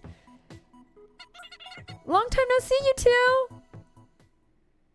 Oh, get cucked by Clara. Could you imagine? Oh my god. A familiar girl is running alongside her. I didn't notice her because she was in your shadow. Clara. What is that thing doing with you? My whole body freezes over. My legs go numb. I realize my right hand's in my pocket, unconsciously gripping my gun. Yeah, run the other way! I catch Yoru in my arms when she comes running in for a hug. Yoru. Have you been, Sayako? He hasn't been bullying you, has he? I'm fine. What's with the girl behind you? I ran into her along the way. She said she wanted to see you, Sayako. Along the way? Yeah, I just ran into her along the way. No other reason, honest. I'll even treat you to dinner if you can prove otherwise. It's not like I'm actually accusing you of anything. Look, I didn't go out of my way to see her, okay? Yoru, this is a toxic relationship. Don't encourage her! Have you two already gone that far? Sayako and I are both going steady. What are you talking about? Don't make things confusing. My body still feels cold, but it'll probably be okay. Doesn't seem like things have changed in my absence. Whoa, how cute! Did you make this yourself? Yeah, this girl hasn't changed either. Yeah, this is indeed my creation. Okay, look, if I know anything about these types of men, keep them away from the child. Holy shit. No, keep him away. Do not let her near him. I don't like this. I don't like this in the slightest.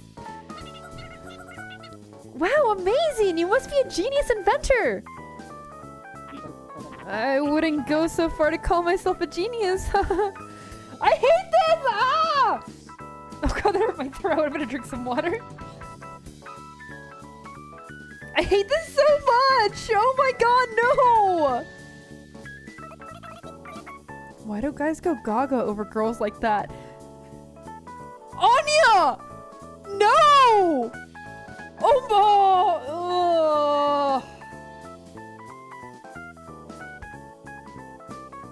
This is gross.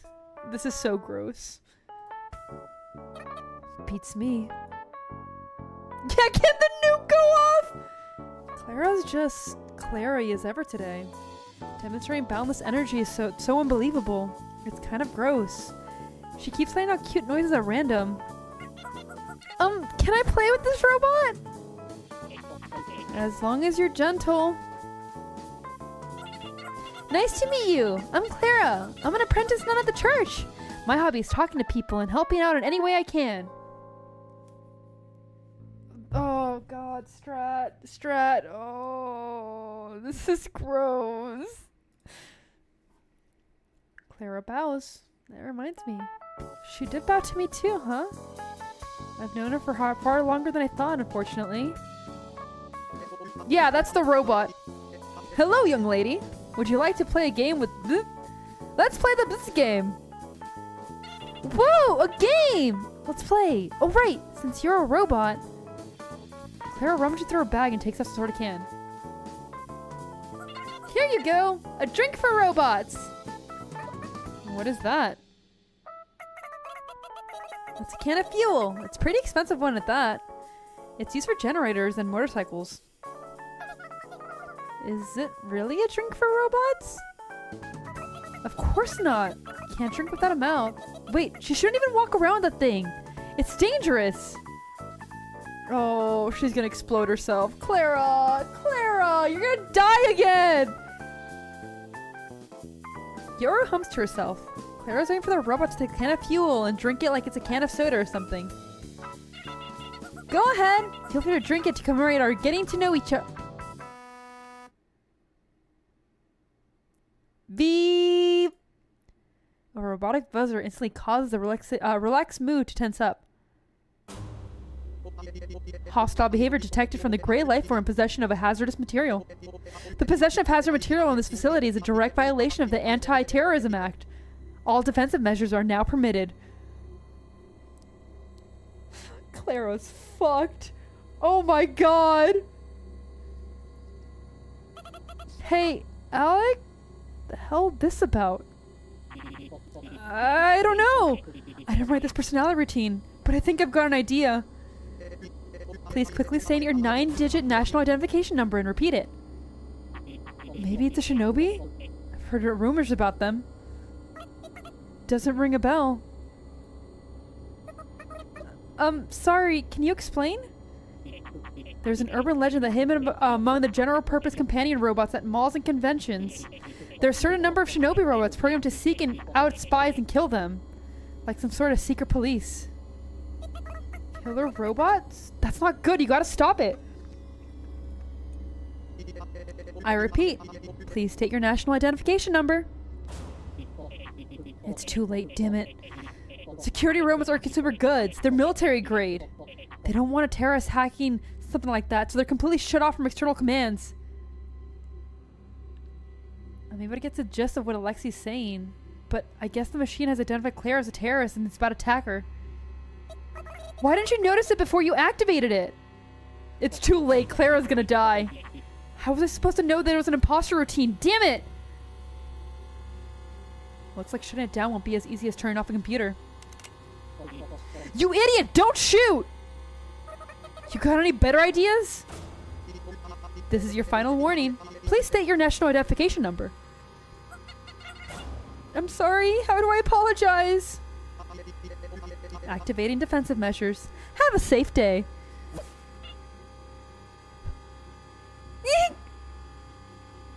As soon as the robot finishes talking, she uses her metallic left hand to knock the can out of Clara's hand. Actually, let me rephrase that. She wrecks Clara's hand so hard she can't even hold the can anymore. Her wrist is bent at a natural angle. The robot then reaches for Clara's neck with her right hand. Clara suddenly goes quiet, probably because her neck's been crushed. The robot then dangles her in the air. Error. Weapon not found. I don't know what's wrong with them! She, or rather the shinobi, speaks as left hand clatters. It probably intends on finishing Clara off with a standard issue weapon usually installed in left arm. Oh, come on! I hear it's clattering left arm. Ow. But man, is this thing hard. I guess I should have expected it when it's basically an iron pole. I shake my head and try to regain focus. Yeah, whoever, like, Clara's based off, they hate them. Weapon not found. Terrorist backup detected. Weapon not found. Looks like my efforts weren't wasted, at least. The shinobi lets go of Clara. Thank goodness Alexa didn't install any weapons. In fact, it looks like the shinobi even realized its body's not supposed to be in. While repeated error statements are annoying, they're also kind of sad. I'm no terrorist, but come at me. The shinobi responds by letting out a static roar from its head speaker before tearing up some fallen scrap metal and brandishing it like a sword. Whoa. The speaker head killing machine raises its rudimentary sword as it lunges at me. It's hard to believe it's made of a metal base on how light its movements are. But that's not light in the way it swings the thing down. I wouldn't want to get hit by that. Psycho! Man tossed me a roadside that's been cut off at its base. Fates like these, the longer the reach, the better. I swing wide and parry the shinobi swing. Come at me. I carefully ward in each and every swing. It may be fast, but it's nothing I can keep up with. But more importantly, it's hand-to-hand combat with a human, or rather a ghost opponent. The advantage goes to whoever has the most endurance and stamina. But I'm against a robot. I may be fine now, but how long can I keep this up? I know the negative thinking has distracted me and exposed me to further risk, but I can't unthink these thoughts. It's no use. I need to go on the offensive. Instead of holding the shorter end of the roadside, I prioritize the small, quick swinging side. I shift my grip to hold the sign out as long as I can take advantage of the centrifugal force. As a result, I don't have time to adjust for how different it feels swinging with each next attack that comes. Instead of simply warding off the attack this time, I swing back as hard as I can, focusing as much strength as I can into my arms and my grip to withstand the impact of the collision. The iron plane of this roadside starts to warp. That was a good animation. Perhaps, thanks to the help of the centrifugal force, the effects of the impact is more than just even. The enemy retreats with a few nimble backflips, as if it had forgotten that it's made out of metal. So I take another swing. You can defend against the attack, sure, but the ground underfoot is too unstable to completely cushion the impact. So, with plenty of leeway, I take another large swing. Now that it's lost its posture, it can neither dodge nor block properly. It may be a machine, but the sheer weight of the road-style attack is too much to take it as I knock back its metal shard sword. Now that it's defenseless, one last attack should be enough to... Stop! Alexi shouts. I reflexively freeze in place. The shinobi doesn't miss an opportunity to quickly make some distance. Please don't destroy her. It's not a her anymore, you idiot. It's a killing machine. It could kill you too. They are. Is this Radiohead? Welcome back, Curtis. Can't let you destroy the one person who loves me. That thing doesn't love you. At least not yet. It's not even complete. At the very least, the body will be hers. If this project succeeds, how do you expect me to look at her without thinking about how I have destroyed her body once in order to protect myself? I couldn't live with myself. Having lost its weapon, the shinobi continues at me with his bare fist now. Its already fast movements feel even faster. Can't you compromise a little? No, I want her to be perfect. I finally found someone to love. And I need my love to be perfect, more perfect than anyone else's. It looks like the enemy hasn't gotten faster, but I've just gotten tired. I know the reason nobody loves me because there's nobody I love. I value myself. But unlike other people, I can't value someone else. I never wanted to. Alexi speaks in a disgraceful, nasally voice. His enunciation is so bad, it's hard to catch the words he's saying. But I think I can get what he's trying to say. Everyone instinctively sees that, which is why they don't love me. I'm sure there's lots of people out there who pretend to love others. But I don't get it. How? How could they do something like that? And why? I swing the roadside in a wild horizontal sweep, and the shinobi dodges by bending backwards. Okay, fine. I toss my weapon too. I lose some reach power, but I gain maneuverability. Oh my god, I can't talk. I don't want to do that. I don't want to have to lie, but I want love. I want to be loved. Damn it, you don't understand! I barely managed to keep toe-to-toe with the shinobi. Maybe tough, but there's no telling what a metal fist of the vitals will do to me. That's why I made her. I tried to take my gun out and shout freeze. An idea so crazy that it might... Yeah! That did nothing. Or rather, it made things worse than nothing, as the shinobi kicks my gun out of my hand. So now I've lost my trump card. I'm pretty sure this is all Alexi's fault. I don't want to hear you complaining. Just how much longer must we bend to your will? We don't hate you as much as you think we do. So why can't you just let it go? Enough complaining! It seems like the only reason you can love her is because she's a part, of you. And you know that! Maybe you're right, or maybe you're not. I'll never know until I try. I guess he's got a point. I get it. My wish is full of contradictions. I know that, but please, you're my only hope! I know, Punchy. Holy shit. Oh my god. This guy's the worst. Actually, I don't get it. But I do get the feeling of indignation and the refusal to back down. Please stop her without hurting her. Sorry, I had to throw my blanket. It was getting way too hot in here. You're so selfish, you stinky poopy head. Fine, whatever. Guess I'll run as much as I can. I turn my back to the shinobi and retreat. I'm sure that thing will chase me. I'll think things out as I run. Maybe the battery will even run out in the meantime. It's good to analyze your issues. You're showing signs of improvement. How wonderful. I get distracted by Yoru's voice. My feet stop for a moment. Retreat failed. I used both hands to guard against a heavy kick. But you might be hoping for a bit too much. What's Yoru talking about? Is she trying to do counseling? Here? If her strategy is to convince Alexi to let me destroy this thing, then I approve.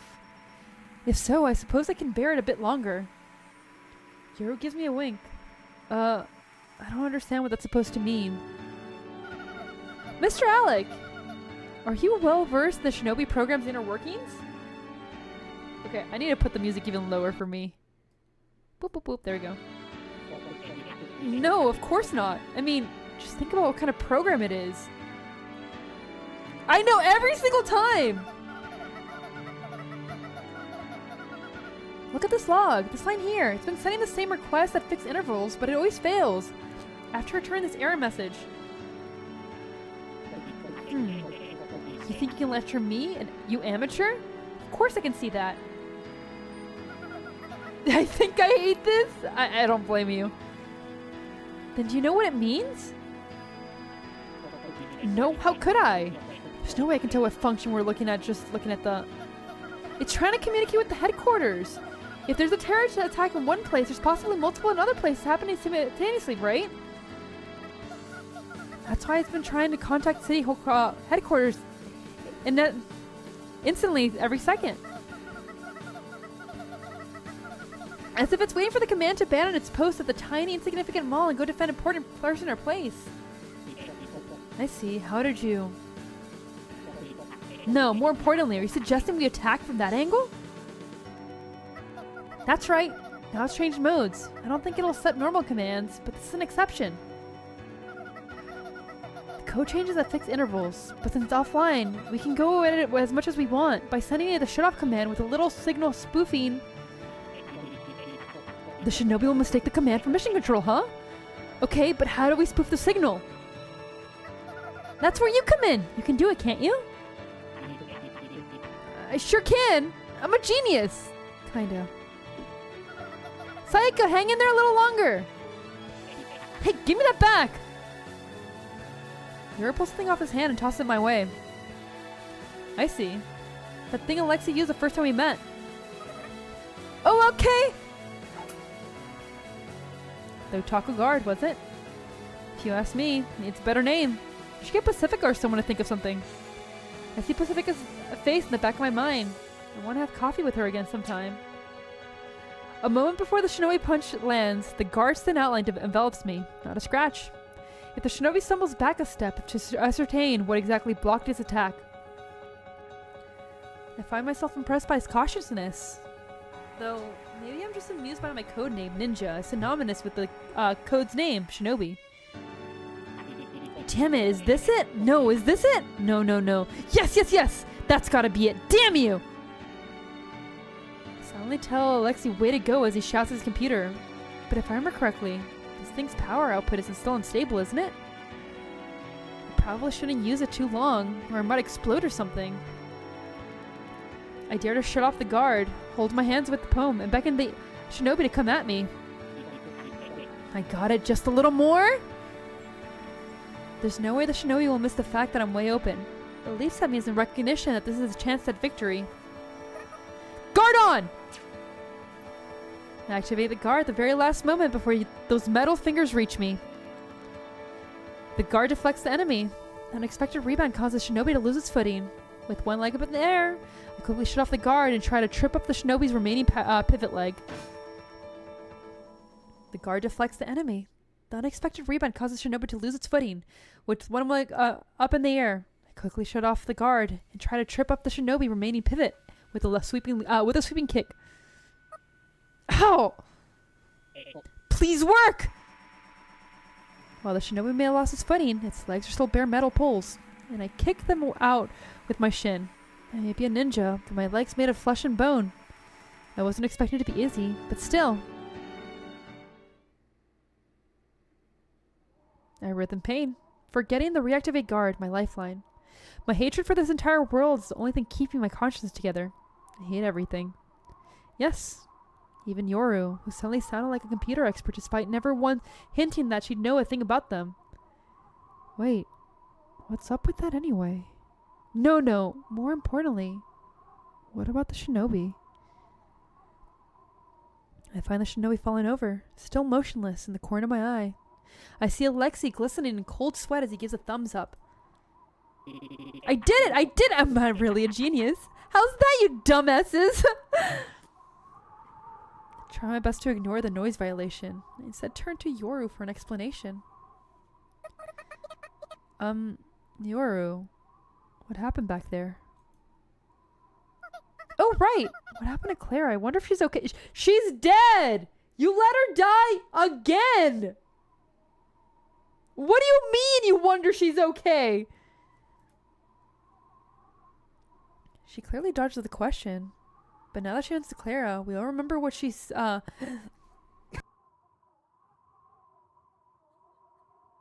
shit, I need more water soon. We all remember that she set this whole scuffle into motion. And it goes on to check on her. The rest of us follow behind. Okay, I'm gonna get more water because I'm out of water and it's starting to hurt my throat. I'm gonna put you guys in the be right back screen. Stretch. If you guys don't have any water, get some as well. Hydrate. And I will be right back.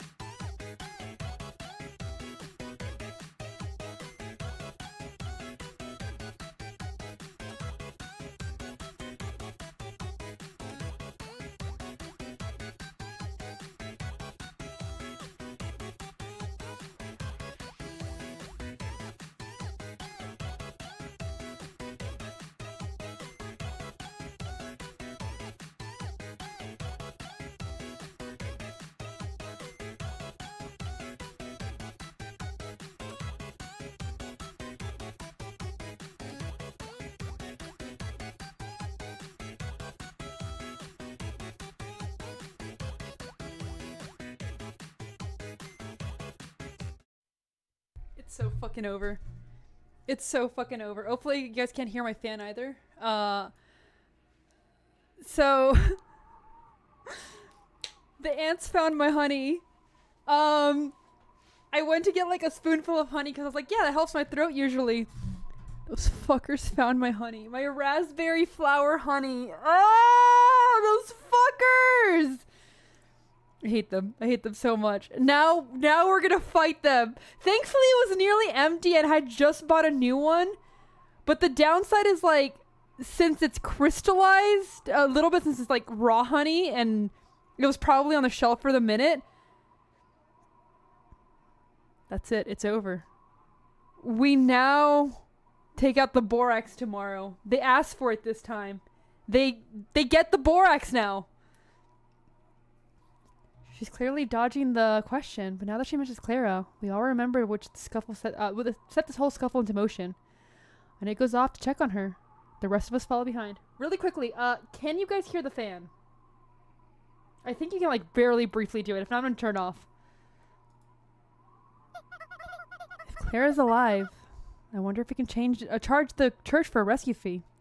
Okay, perfect. Just making sure, because it's like annoyingly buzzing, but I'm okay with it. Perfect. It wouldn't change the fact that we've gotten to kill her several times over. Is it possible to live with your neck like this? As she asked that question, Anya shows Clara, or perhaps I should say her corpse.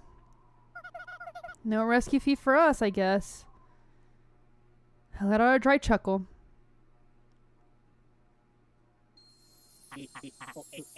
Is that a corpse? Ugh. Upon seeing Clara's corpse, Alexi turns pale, takes several steps backward, and starts vomiting. But apart from her oddly bent neck, she looks perfectly fine. At least nothing's spilling out of her or anything. Huh, are you not used to seeing corpses? This girl's so stupid! This guy's a shut-in, see? If you guys... It's you guys who are the freaks... Oh. Honestly, there's not much of a difference between a corpse and what that guy's trying to make. But I'm sure they're totally different things in his mind. And I guess that's good enough for now.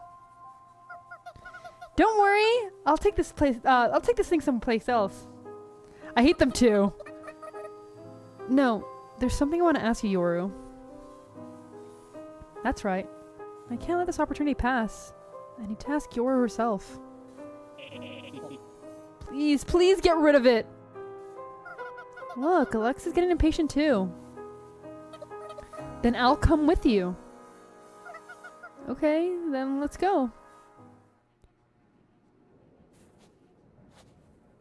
The two of us head away from the amusement park and go all the way to the outer limit of town. Where's a good place to get rid of this thing anyway? Wherever you think is a good place. Then let's just go a bit further if that's okay with you, Yoru. Yeah, it's fine. I want to give those two some time together too. Good idea. It sure is. We walk a bit more after the conversation. If you look back, you can see a full sprawling view of the town. It reminds me of the view I once shared with Yoru back at the top floor of the church, though the angle's completely different. Each light in town tells a ghost who lives there. There are a lot of worthless, good-for-nothing ghosts, but there are a lot of ghosts that I like, even if they sometimes cause explosions with weird science experiments. A freezing wind blows. Whew, that's cold. Sure is. I guess we should get back quickly. Why don't we light a bonfire, Sayako? It's way too cold. Oh, I got matches too. I've also got a lot to talk about. Yoru's eyes look straight through mine. Her eyes go from anxious panic to confident determination. I nod. It's exactly what you think, Yoru. I don't feel bad at all. I just feel a bit ticklish that she's seen through me. I do want to talk, but we don't have anything to burn. There's not even trash around here. I casually glance at Clara's corpse, and I look back at Yoru. She shrugs. I shrug back and let go of the corpse. When the corpse plops into the ground, a large can rolls out of Claire's coat pocket. Welcome, Jean Marie. I hope you're having a good day. All right, the can of fuel. She was trying to give this thing to the robot, wasn't she? Oh, how convenient. Oh, God damn it. Yoru murmurs.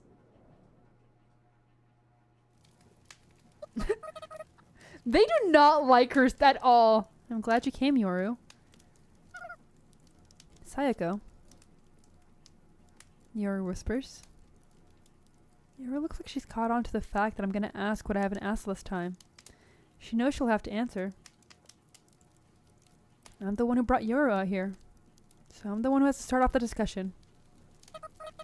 We work together, and on our way time off, we hang out with people we know. We get home, we chat before we go to sleep. It's a little question whether we share the same bed, but there's only one bed and two of us. I speak from the heart. I want Yoru to expose everything about herself. I should expose myself to her too. At least that's how I feel. Exposing ourselves to each other. Yes, that's a showing skin thing that Yoru once brought up. I use that logic to encourage myself. But otherwise, I would be too scared to push forward, I'm sure. I've always hated this town. I always wanted to go home. I tell myself that even though I can't string my thoughts in a coherent order, if I just say everything I need to say, she'll understand how I feel. Also, I've always felt bad about not knowing ghosts, why ghosts even exist. So, with Pacifica and Anya's help, I tried to leave town. Though for some reason, I don't remember what happened back then.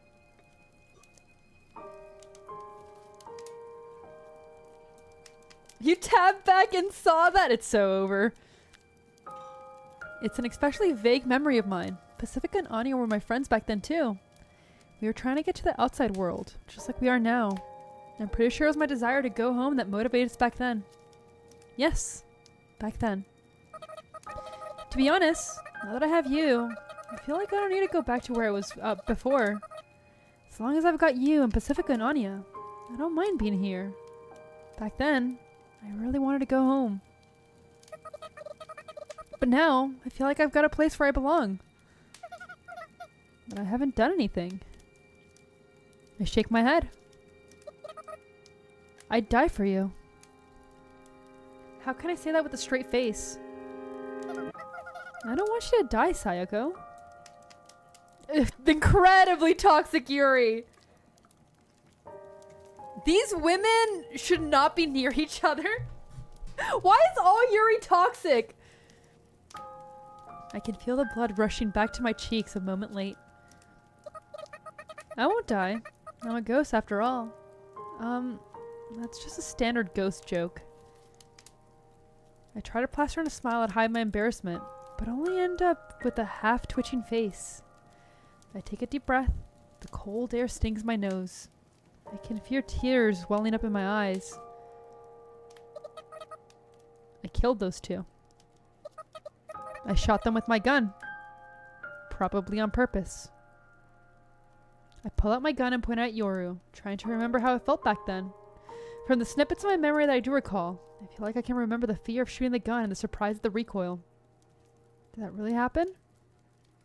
Yoru keeps listening to me without faltering in the slightest. The three of us want to try to get out of the city. We use the same car as before. Things were going smoothly at first, I think. But then, something happened. Something that's since gotten hazy. Despite all that happened back then, Pacifica and Anya said they'd help me try again. And that's not all. They fussed over me so much. They even brought you into my life, Yoru. It's not that I want to go home. I just want to go further than we did last time. With everyone. They did all of that for me. And I killed them. There must be some reason why I thought that was the right thing to do. I feel like I need to find out that reason. But Sayako, you might just end up repeating what happened that time. I feel the same thing won't happen if I've got you, Yoru.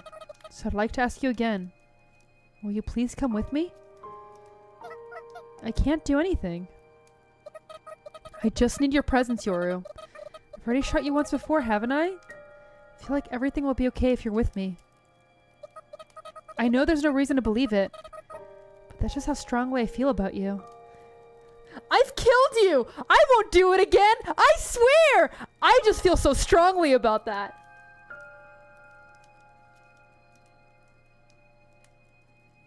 This relationship is the worst. Oh my god. This is past Hello Kitty girl. Oh my god.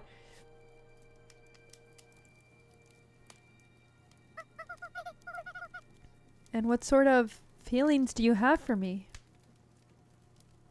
We're gonna say sexual? Okay, special. Okay, never mind. We're good. We're good. I got concerned for a second. I was like, excuse me? Special.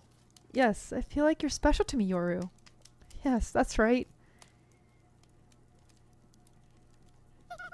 I see. So I'm special, huh? Happy to hear it. Thank you.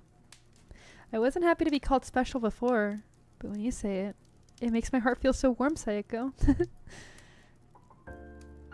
Yoru snuggles up against me as she says that. She seems so childish despite her being quite a bit bigger than me. She certainly feels warm like a child too. Sayako, you said that you don't understand why ghosts even exist, right? Sayako speaks while clinging to me. All I see is her head, so her voice draws in even more my attention. Probably.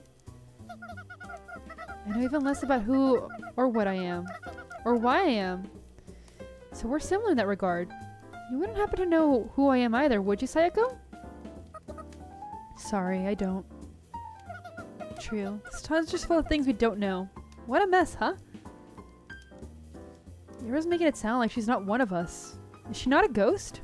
A late night call! Welcome in, hello! As a result, I got a little confused at first. Like, why do I have to be here? I was wondering if there was some way to quit this whole time. And that's when someone from the church approached me. It's the game about the smelly girl ninja! Yeah, you're not wrong. These characters fucking suck. I hate them so much. Oh my god. Yeah, they're cute, punchy, they're adorable, but holy shit, they're horrible. Strat, all of those are also the wrong answer. They need to go their separate ways. Quit what exactly? Think back at the story from the insane customer Anya talked about. This town is a prison. There are several jailers among us to observe. No, that can't be it. That's ridiculous. I really can't do anything. I'm not strong like you. I'm not cool like Pacifica. And I'm not handy like Anya. But you were amazing earlier today, weren't you? That was just because I knew what was going on. I was confident because I had prior knowledge. At first, I wasn't motivated to step in at all. The project was just in such bad taste. I figured it'd be best if I just tore that thing for pieces, Sayako, but... It'd be a little out of character for you to say that, huh? Yoru smiles and continues. I noticed Alec really treasured that girl. I tried putting myself in his shoes and got really scared. Before I knew it, I set myself into motion without thinking. I don't think anyone could have done what you did without thinking, honestly. There's nothing amazing about applying knowledge just so you happen to have. Bekwa, I don't know. I love the art.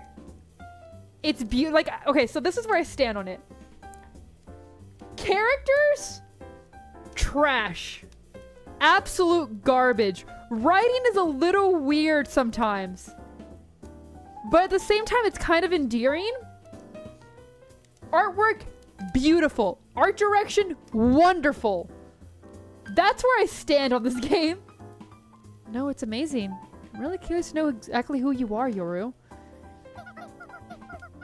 I certainly do things you don't. Do know things you don't, Sayako. But I can't do anything. There's nothing I can do to help you out. Even if I told you everything I know, I wouldn't be make you happy, Sayako.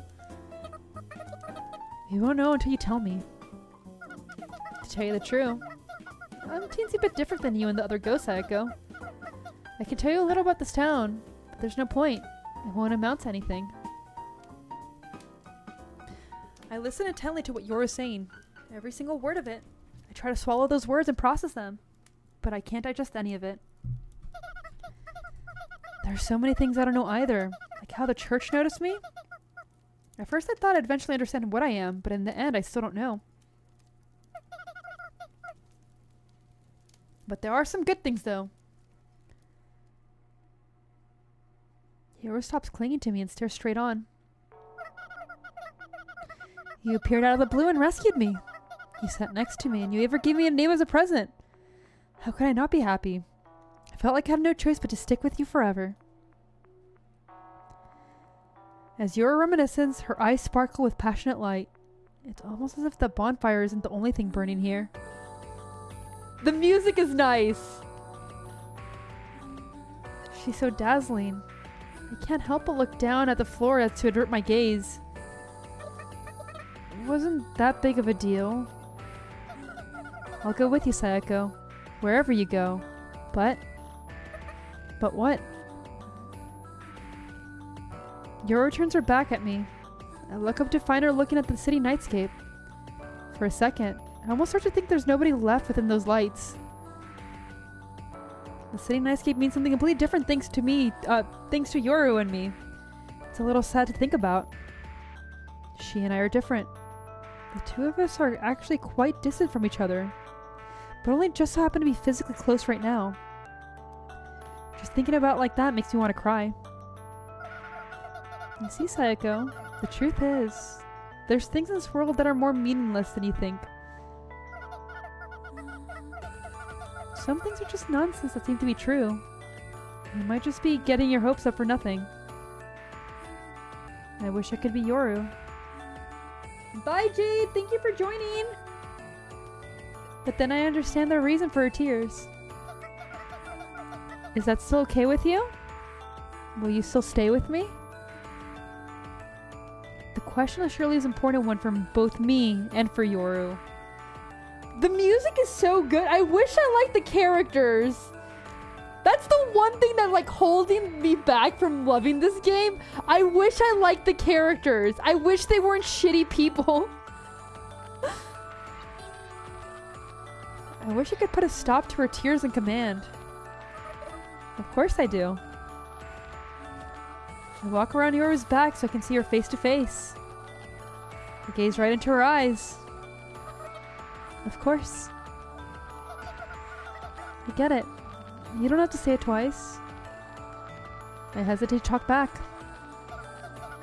I don't think there's anything I can really tell you, Sayako. It's okay. I'm satisfied. More satisfied than I could ever be. Even though I haven't gained any information whatsoever. You're so nice. That's not true. Anyway, let me ask you this one thing. I remember what Anya said earlier. I'm free to come up with my own theories, aren't I? Yoru? I call her by her name. Her name's Yoru because I met her that night. It's a really dumb, lazy, weird name that I just came up with on the spot. But before I knew it, it's a name I've grown to love. Yoru, are you a human? Yoru's open wide. After a moment of silence, Yoru laughs. A human? Well, there's been times that I thought it'd be nice to be a human. Am I a human? I never thought I'd be asked that. It's not a funny question, is it? I squat next to the bonfire, embarrassed. Sorry, but even if I'm not human, that doesn't even change the fact that I want to be your trusty roommate forever, Sayako. You're not trusty at all, though. There must have been something behind the scenes of this town that's sure to make me sad. Let's go back, Sayako. But now's not the time for me to know what that is. I take Yoru by the hand.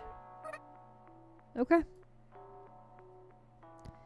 I'm a ghost and she's well, I'm not sure what she is, but at the very least, she's not human. The two of us walk together in snow. Once we get back, the strange maggot is working desperately on his robot. Today's another strange day. I wonder if there's any humans out there who know about these strange happenings. I suddenly notice the sky turning white in the distance. Another day comes to a close. Another day out of eternity. Okay, how's this? Please work. 1 second later, Alexei clacks the enter and key on his keyboard. I shoot a glance at Anya, who's been sitting next to him. She nods. I plug my ears with the index finger. Oh, why does it keep happening? Thanks to my makeshift earplugs, I don't have to expose my ears to Alexei's shrieks directly. After several repetitions of this cycle, I've learned how to deal with it. Everything was going smoothly until the body movement test. Both Alexei and Anya said so much, but they never looked like they had reached a dead end. However, ever since that little violent incident, and my subsequent conversation with Yoru, the project just hasn't been going well. That said, it's not because of the damage to the parts during the scuffle or anything. In fact, the only damage I managed to inflict, with Yoru's help, was some minor warping of the leg frame. Rather, the issue here is that the hardware implementation was mostly complete. Alexei wanted to do a software test, but then the hole in the ghost pocket effect caused Alexei code to disappear. Ever since we started coming back here, Les has been disappearing at a lower frequency, but nonetheless, things are still disappearing one by one on the software side, which is causing Alexei headaches. Since we can see the parts, we can consciously be aware of their existence and presence, but programs have no physical form and are incomprehensible to us, so it's hard to be aware of them. At least, that's the theory why the code keeps disappearing. But Alexei just cynically said, I just have to write code faster than it disappears and spend days on end typing up a storm programming. However, with each test, some parts of the program would go missing and the entire unit would stop moving, causing him disappointment, despair, and... Oh, damn it! He screamed shamefully. Maybe things would have gone better if Yoru didn't go home. I pull my fingers out of my ears and speak to Anya. I don't know. It's not like we can force her to stay, though.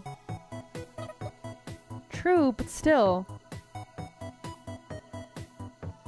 Yeah, they had an incredibly toxic Yuri moment.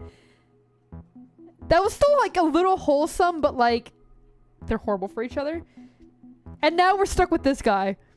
After our bonfire conversation, Yuri walked back with me to Alexi's house. But she had to say this about his project. I just can't support it, no matter what. Sorry. She declined to help and instead went back home. I didn't stop her, of course. That brings us to the present. The mood in the lab isn't good, but I'm optimistic. Somehow. I just know they'll find a solution. Alexi's just that skilled of an engineer. The portable taco guard was pretty high quality piece of tech after all. The front doorbell rings. This is the first time I've heard the sound from the inside. Feels more formal than a doorbell at my place. I'll go answer it. Anya trots off to the entrance, leaving the hallway door open. Ugh! For some reason, Anya yelp gives me deja vu. Alright. It's like when I first met Clara. Is she back? It's a big house. The entrance is far away, so I can't make what they're talking about.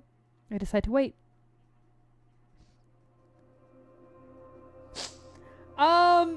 What?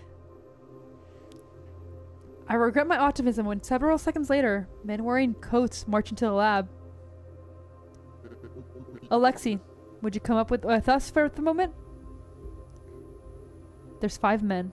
Large men. I can't deal with them while protecting Alexei and Anya at the same time. I grind my teeth. Okay, but like... Why'd they skip leg day? They're just Doritos. Go for the legs. Hey, what are you accusing Alexei of? Anya rushes in after the men. You're abusing technology in order to blaspheme God, are you not? The man who appears the leader passes Alexei with a firm voice. He glares at Alexei. I can't help but follow his gaze and look at him too. He already looked pale due to the stress and lack of sleep. But now he looks even paler. He's even whiter than a ghost. He reminds me of a worn-out bar of soap in my bathtub. Yeah, because you probably never use it. It's probably like dried out. How did you know? We have eyes everywhere. Anya jumps in front of the men as to shield Lexi from those eyes. She's so cute. Alex free to research what he wants in his free time, isn't he? I back her up without a moment's delay. That's right. What does the church have to complain? The church must be stepping in due to my involvement. I thought things had calmed down lately. But maybe I've been too careless. Either way, it's too late to regret it now. She's super cute in this chapter. Yeah, the Johnny Bravo build for real, though. I will answer your questions in order. First, this man is technically an official follower of the church. While he's not a church-going believer, he is our brother. And since he's our brother, we must have him adhere to our customs. Is that true? Yes, it's true. I'm a follower. I understand. I'll come with you, but these ladies... Ladies? Okay, wait. Can we just talk about, like, really quick the progress? He didn't call us females. Oh my god. Progress. That is so big for him. He might die. We'll never see him again. But he called them ladies. Alexi. Anya shouts. Alexi shuts up. The man quickly interjects with ensuing silence. Do not take us for liars. As if for your other question, this man's workplace, the movie theater, as well as the amusement park are both subsidized by the church. The workers are also followers of the church, though this fact is not well known. I could hear Anya murmuring that she didn't know that. The man is both a follower of the church and was given employment by the church, and yet associates with the ninja that opposes the church. We thus have the right to complain about his actions, do we not? Mr. Alexi, I'll kill them all! Alexi holds his hand to refuse my suggestion. It's okay. I wasn't expecting Inquisition, but this might be a test from God. Mr. Inquisition, may I talk with the priest during my trial? The priest is a compassionate man. I'm sure he will listen to your words, no matter how asinine they may be. Okay, I see. Alexi approaches the men with his hands raised. Two of the men immediately frisk him. There's a gun in my pocket. My power is just annihilating the enemy. I'd have fair odds of overall success, though not without sacrifices. But it looks like this is Alexi's problem, if anything. If that's the case, then I've got no reason to needlessly kill these men. Well, I'll be back, eventually. In my moment of hesitation, the men quickly draw Alexi away. We stand stock still in the shock of this in the silent room. He protected her, didn't he? Anya murmurs, "What do you..." I tried to ask, but since my throat's dry, it comes out weird. What do you mean? He probably didn't want to draw attention to his creation by resisting or protesting. Otherwise, they might have destroyed her. Oh, how shrewd. Yeah, he really is shrewd. He might say he can't love or be loved, but I think he's got some character in that regard. Maybe you're right. He could really use some more confidence, though. Anya laughs weakly before letting out a big sigh. Say, Sayako. Anya gazes into my eyes and carefully chooses her words. I know it might be shameless of me, but there's something I'd like to ask you. I get impatient and ask her a question for her. You want me to save Alexi? Yeah, exactly. I know it's an unreasonable request. I don't have that much money, but I can pay you with what I have, so... What? Well, hold on, Aya. You don't have to pay me. When Aya casually starts bringing the question of money, I frankly gesture that won't be necessary. But I'm asking you an unreasonable favor. This isn't even your problem to begin with, Sayako. When I raided the church, you brought the armored vehicle to come rescue me, and I pay you then. I just did that because I wanted to. Anya really is a good girl. I know it for a fact, and I feel it with my heart. Yeah, Anya's probably the best out of you three. I'm trying to think, has Anya done it besides, like, kind of being mean to Clara? I think that's the worst thing that she's done. But she's the best one out of all of them, which isn't saying much, but like, damn. I'm sorry. I know I sound weird right now. Maybe she's even too good. Felt like her dedication's getting a bit more overboard with this whole ordeal. This isn't your problem, Assault Anya. You're not a ninja. You don't do whatever Pacifica whatever it is Pacifica does. No, Yoru's part of the problem. Yoru encourages Sayako. Sometimes on purpose. I don't like Yoru. But maybe it's because I don't like her relationship. But despite all that, you're always gonna do your best and putting yourself in danger. You're so reliable. Oh, really? That's why, just want to pay back the favor. I always want to thank you for everything you do. But just thank you feels half-hearted, so I never get to say it. I'm running out of air in my lungs, so I take a deep breath before I continue. As you know, there's a few things I'm good at, but I want you to rely on me more. I'll do anything I can for you, Anya. I start running out of room. I need to change those men. The Inquisitors, I believe? I once heard. I stop at the sound of Anya's voice. I once heard from a shit woman who's in that sort of crowd. She said, that's just a group of outcasts. That lonely girl is just trying to force herself to find a place she belongs. The nerve of her. Anya's voice is full of rage. I didn't know the finer details of the interaction, but I bet it was incredibly frustrating. I mean, sure, could have just formed a group because we didn't fit into any other group. In fact, I definitely think that was the case. But so what? What's wrong with associating with like-minded peers? But it's not like we force our group out of desperation, you know? That's why I made up my mind. Yoru and Sayako continue to be the worst people ever. Clara died again. Alexi's been taken by the Inquisition for trying to play God. Anya's trying to get him back and ask for help. This time, it's Anya's turn to run out of breath as she gasps for air. I decided to treasure my friends as much as I can, so that I won't be embarrassed no matter who sees that. If I do that, nobody can tell me that we're only friends out of necessity, you know? What a game indeed! I think... yeah, that should be the, like, motto for this game. What a game! So, shit, I sound so uncool right now. I told myself I'd never talk about this. The tears well up in Anya's eyes almost infectiously as tears start to form in my eyes as well.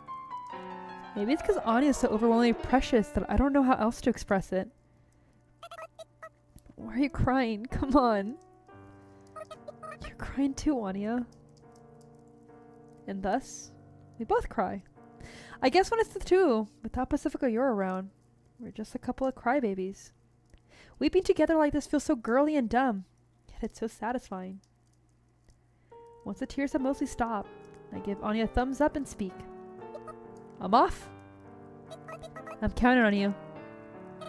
Leave it to me. I sniff as I run. My nose stops dripping. I flung open the front door and dashed to the snowy outdoors.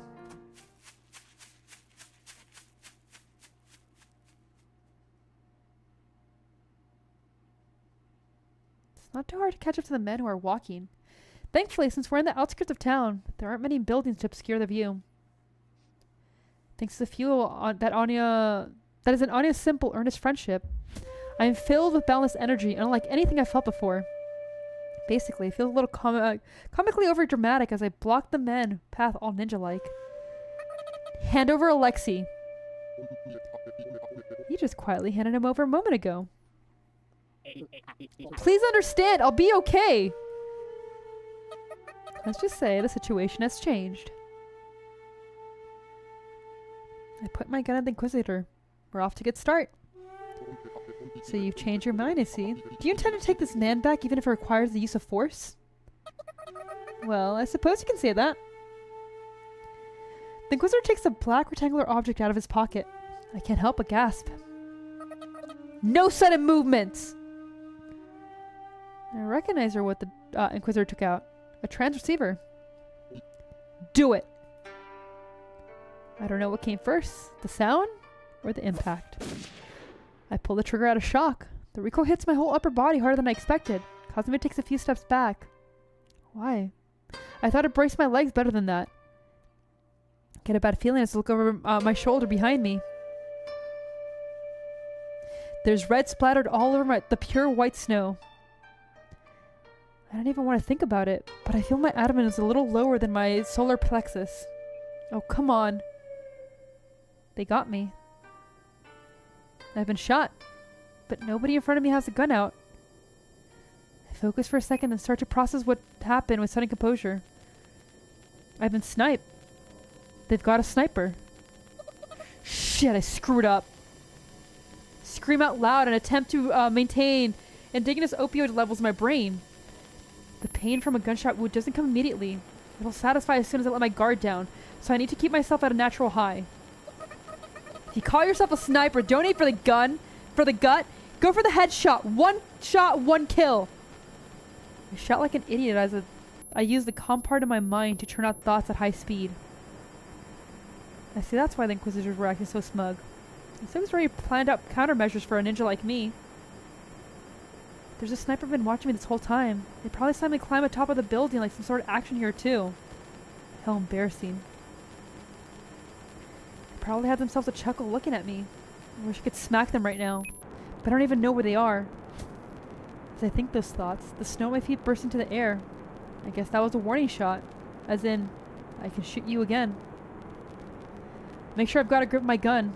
But I'm not sure if I can keep holding it more than a few dozen seconds. My gut's bleeding even worse than I thought. If I make any moves, I'll only reach my time limit that much quicker. I hate to admit it, but there's no way I can win. Go, ninja, go! I'll be okay! Alexi's hair-raising shriek snaps me back to my senses. He's right. I need to get moving. I back away, keep my sights on the Inquisitors, even if just for formality's sake.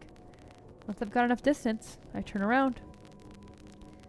I back away, keep my sights set on the Inquisitor. Oh, I turn around and hide under the cover of the building. I find a conveniently placed garbage can behind it. It's better than nothing, at least. I close my eyes. There's no indication that anyone's pursuing me. I guess they don't like finishing me off, which is a bit of a relief. That said, I don't know where the sniper is, nor do I know if they want to see if they can still see me. I don't even know if there's only one sniper. I can feel my consciousness fading. Alright. If I can just forget about this injury, then I'll be as good as healed.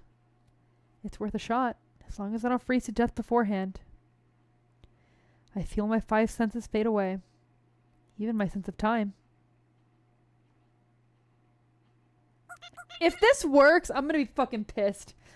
Oh, please wake up at the dump next to Clara. Miss Ninja? Miss Ninja, are you okay? My consciousness suddenly snaps back to reality. I recognize that grating, saccharine voice. It's Clara. As my consciousness returns, so too does the hot burning pain of the gunshot wound in my gut. I groan. You're badly injured. You need first aid. Thanks to this asshole seeing my wound, the entire disappearing process has been reversed. I'm fine. Just leave me alone. Go do something else. I can't. I need to treat you. There's no point. I'm a ghost after all. Who cares if I die? I care. Found it. After finding bandage or something in her bag, Clara sits down with me and leans over to inspect my wound. Her sugary scent frustrates me. Clara, why do you care so much about us? It's not like you need to. There's a ton of people out there who love you. There's no deep meaning behind those words. I just want to get through to her that there's no point in getting close to me. But the priest told me to. It's probably some sermon about the importance of friendship or something. What did he say? He said that I was the only one who could save your souls. He said he expected great things from me. I almost write it off as foolish nonsense before I make a sudden realization. I focus my hazy consciousness and reflect on the words Clara said. Clara, why did you go to Alexi's house? Because the priest told me that you guys were up to something at the movie projectionist house. Clara's gonna get killed again. Yep, 2 times in 1 chapter. I can feel my heart starting to pound. Did you tell the priest what happened during your visit? I sure did. The priest is nice and gives me lots of advice. Every day when I hang out with you guys, I always have a friendship review with the priest. As she says that, Clara tries to stick a bandage in my wound. I grab her hand without thinking. The bandage flutters on the ground. You consciously did all that. You still don't understand what you've done? Are you kidding me? Why did Clara approach us? Surely it's because she was a simple-minded idiot who felt an odd sense of camaraderie towards us. At least, that's what I thought. But that wasn't the case at all. Clara is a moving wire trap. A breeding surveillance camera sent by the priest. Or in simpler words, you're a spy. Words of Alexi's girlfriend spread from Clara to the church, thus setting the Inquisition into motion. The priest used the power of his faith to raise the thoughtless, almost hopeless, optimistic girl into a splendid spy. I felt that the church had been pretty hands-off lately, but they've actually been surprisingly thorough in their surveillance. Come to think about it, we met Alexei. He was working at the church-funded movie theater, and he's a follower, albeit a stray one. In that case, it should be a given that his co-workers might be followers too. We watched several of his co-workers walk as we waited for Alexei. At least one nosy follower must have reported our conversation with Alexei to the church. After hearing the report, the church, that is the priest, must have had some doubts about it. Around the time the report was made, Anya and I disappeared off the streets. I assumed that the priest got word of the disappearance too. With all this evidence piled up, it's only natural for the priest, or at least somebody else, would come to the conclusion that Lex is working on something with a ninja and the repair shop apprentice. The church must know Alexi's engineering skill. Furthermore, since he's a heretic, it's only natural that the church would feel threatened by him, potentially leading a violent revolt against his religious authority. Or at least that's how I think religion works. Right after we contracted this heretic, we vanished like smoke. That should be enough to cause panic in the church. The priest calmly responded by panic by sending Clara. Bro! This fucking image! Holy shit! It's so stupid. I know she's gonna die, but that image is so dumb. Holy shit! What the fuck? After some complications, Clara broke her neck, revived, and returned to the priest to report all the details to the priest. Oh, speaking about Clara breaking her neck, why does she have that can of fuel to offer her robot? Why didn't that raise more alarms with me? Clara knew we were making something there. Her idea and appropriate gift was a can of fuel. I did nothing. I didn't do anything wrong. I let go of her pale, slender wrist. I despise you. A certain sort of despair drives me to speak in the coldest voice I can manage. Clara's been an irritating pest, but now I realize that for somewhere in my heart, I'm starting to grow too fond of some semblance of a relationship. You honestly hide behind a facade of yours, of goodwill, as you spread ill will of others as an intermediately. I'm losing my ability to speak. Oh my god. All after feigning ignorance to protect yourself. I tremble at the thought that it was just a ruse. I'm mad. Maybe a little sad too. You're disgusting. Filthy. You're far worse than the priest himself. To berate myself for my own stupidity, I have to act as coldly as possible. To do what I need to do. I don't know what you're talking about. Just the other day I came to help because I was worried about you, remember? I'm not a spy. No, you knew. You just pretended not to. You've been pulling the wool over your eyes so your shepherd would praise you like a good little sheep. But you can't bear the guilt of deceiving someone, so you deceive yourself.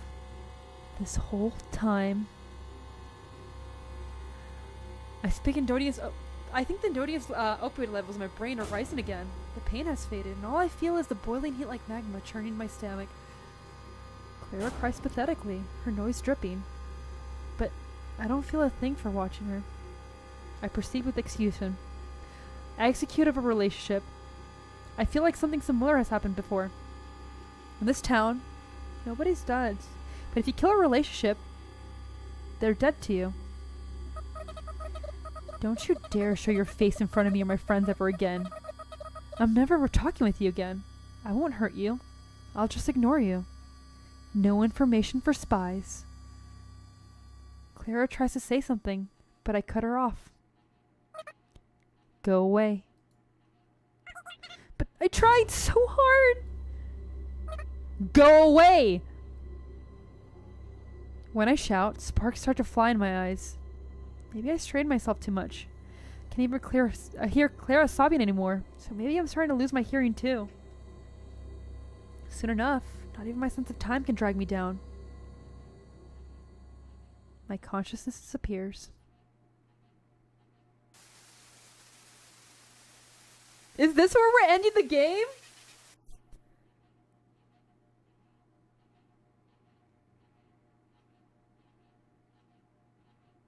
Oh shit, okay, there's a third part. I have one more hour. Okay, well fuck me, let's do this. I feel so downhearted. But more than that, I drive by a sense of duty. Hour and a half? Oh shit, I don't know if I have that in me. Do we do a last part? Do we save here and do another one?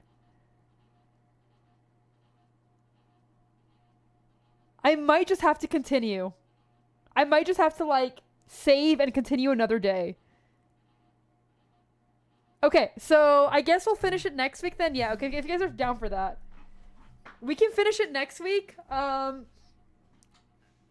Yeah, okay, save. Yeah, okay. So we'll do that. We'll end it here for today. If we end up with like an awkward amount of time, yeah, really long chapter, we'll just like chill out, I guess, afterwards, or who knows, maybe we'll do rivals or something. But regardless, we'll end it here for today. I'm gonna rest my voice and probably like shower because it got way too hot in here. As always, don't forget to work out, have a good sleep, have a great morning. Fuck Sayako, fuck half these characters. Alright, good night everyone, bye bye!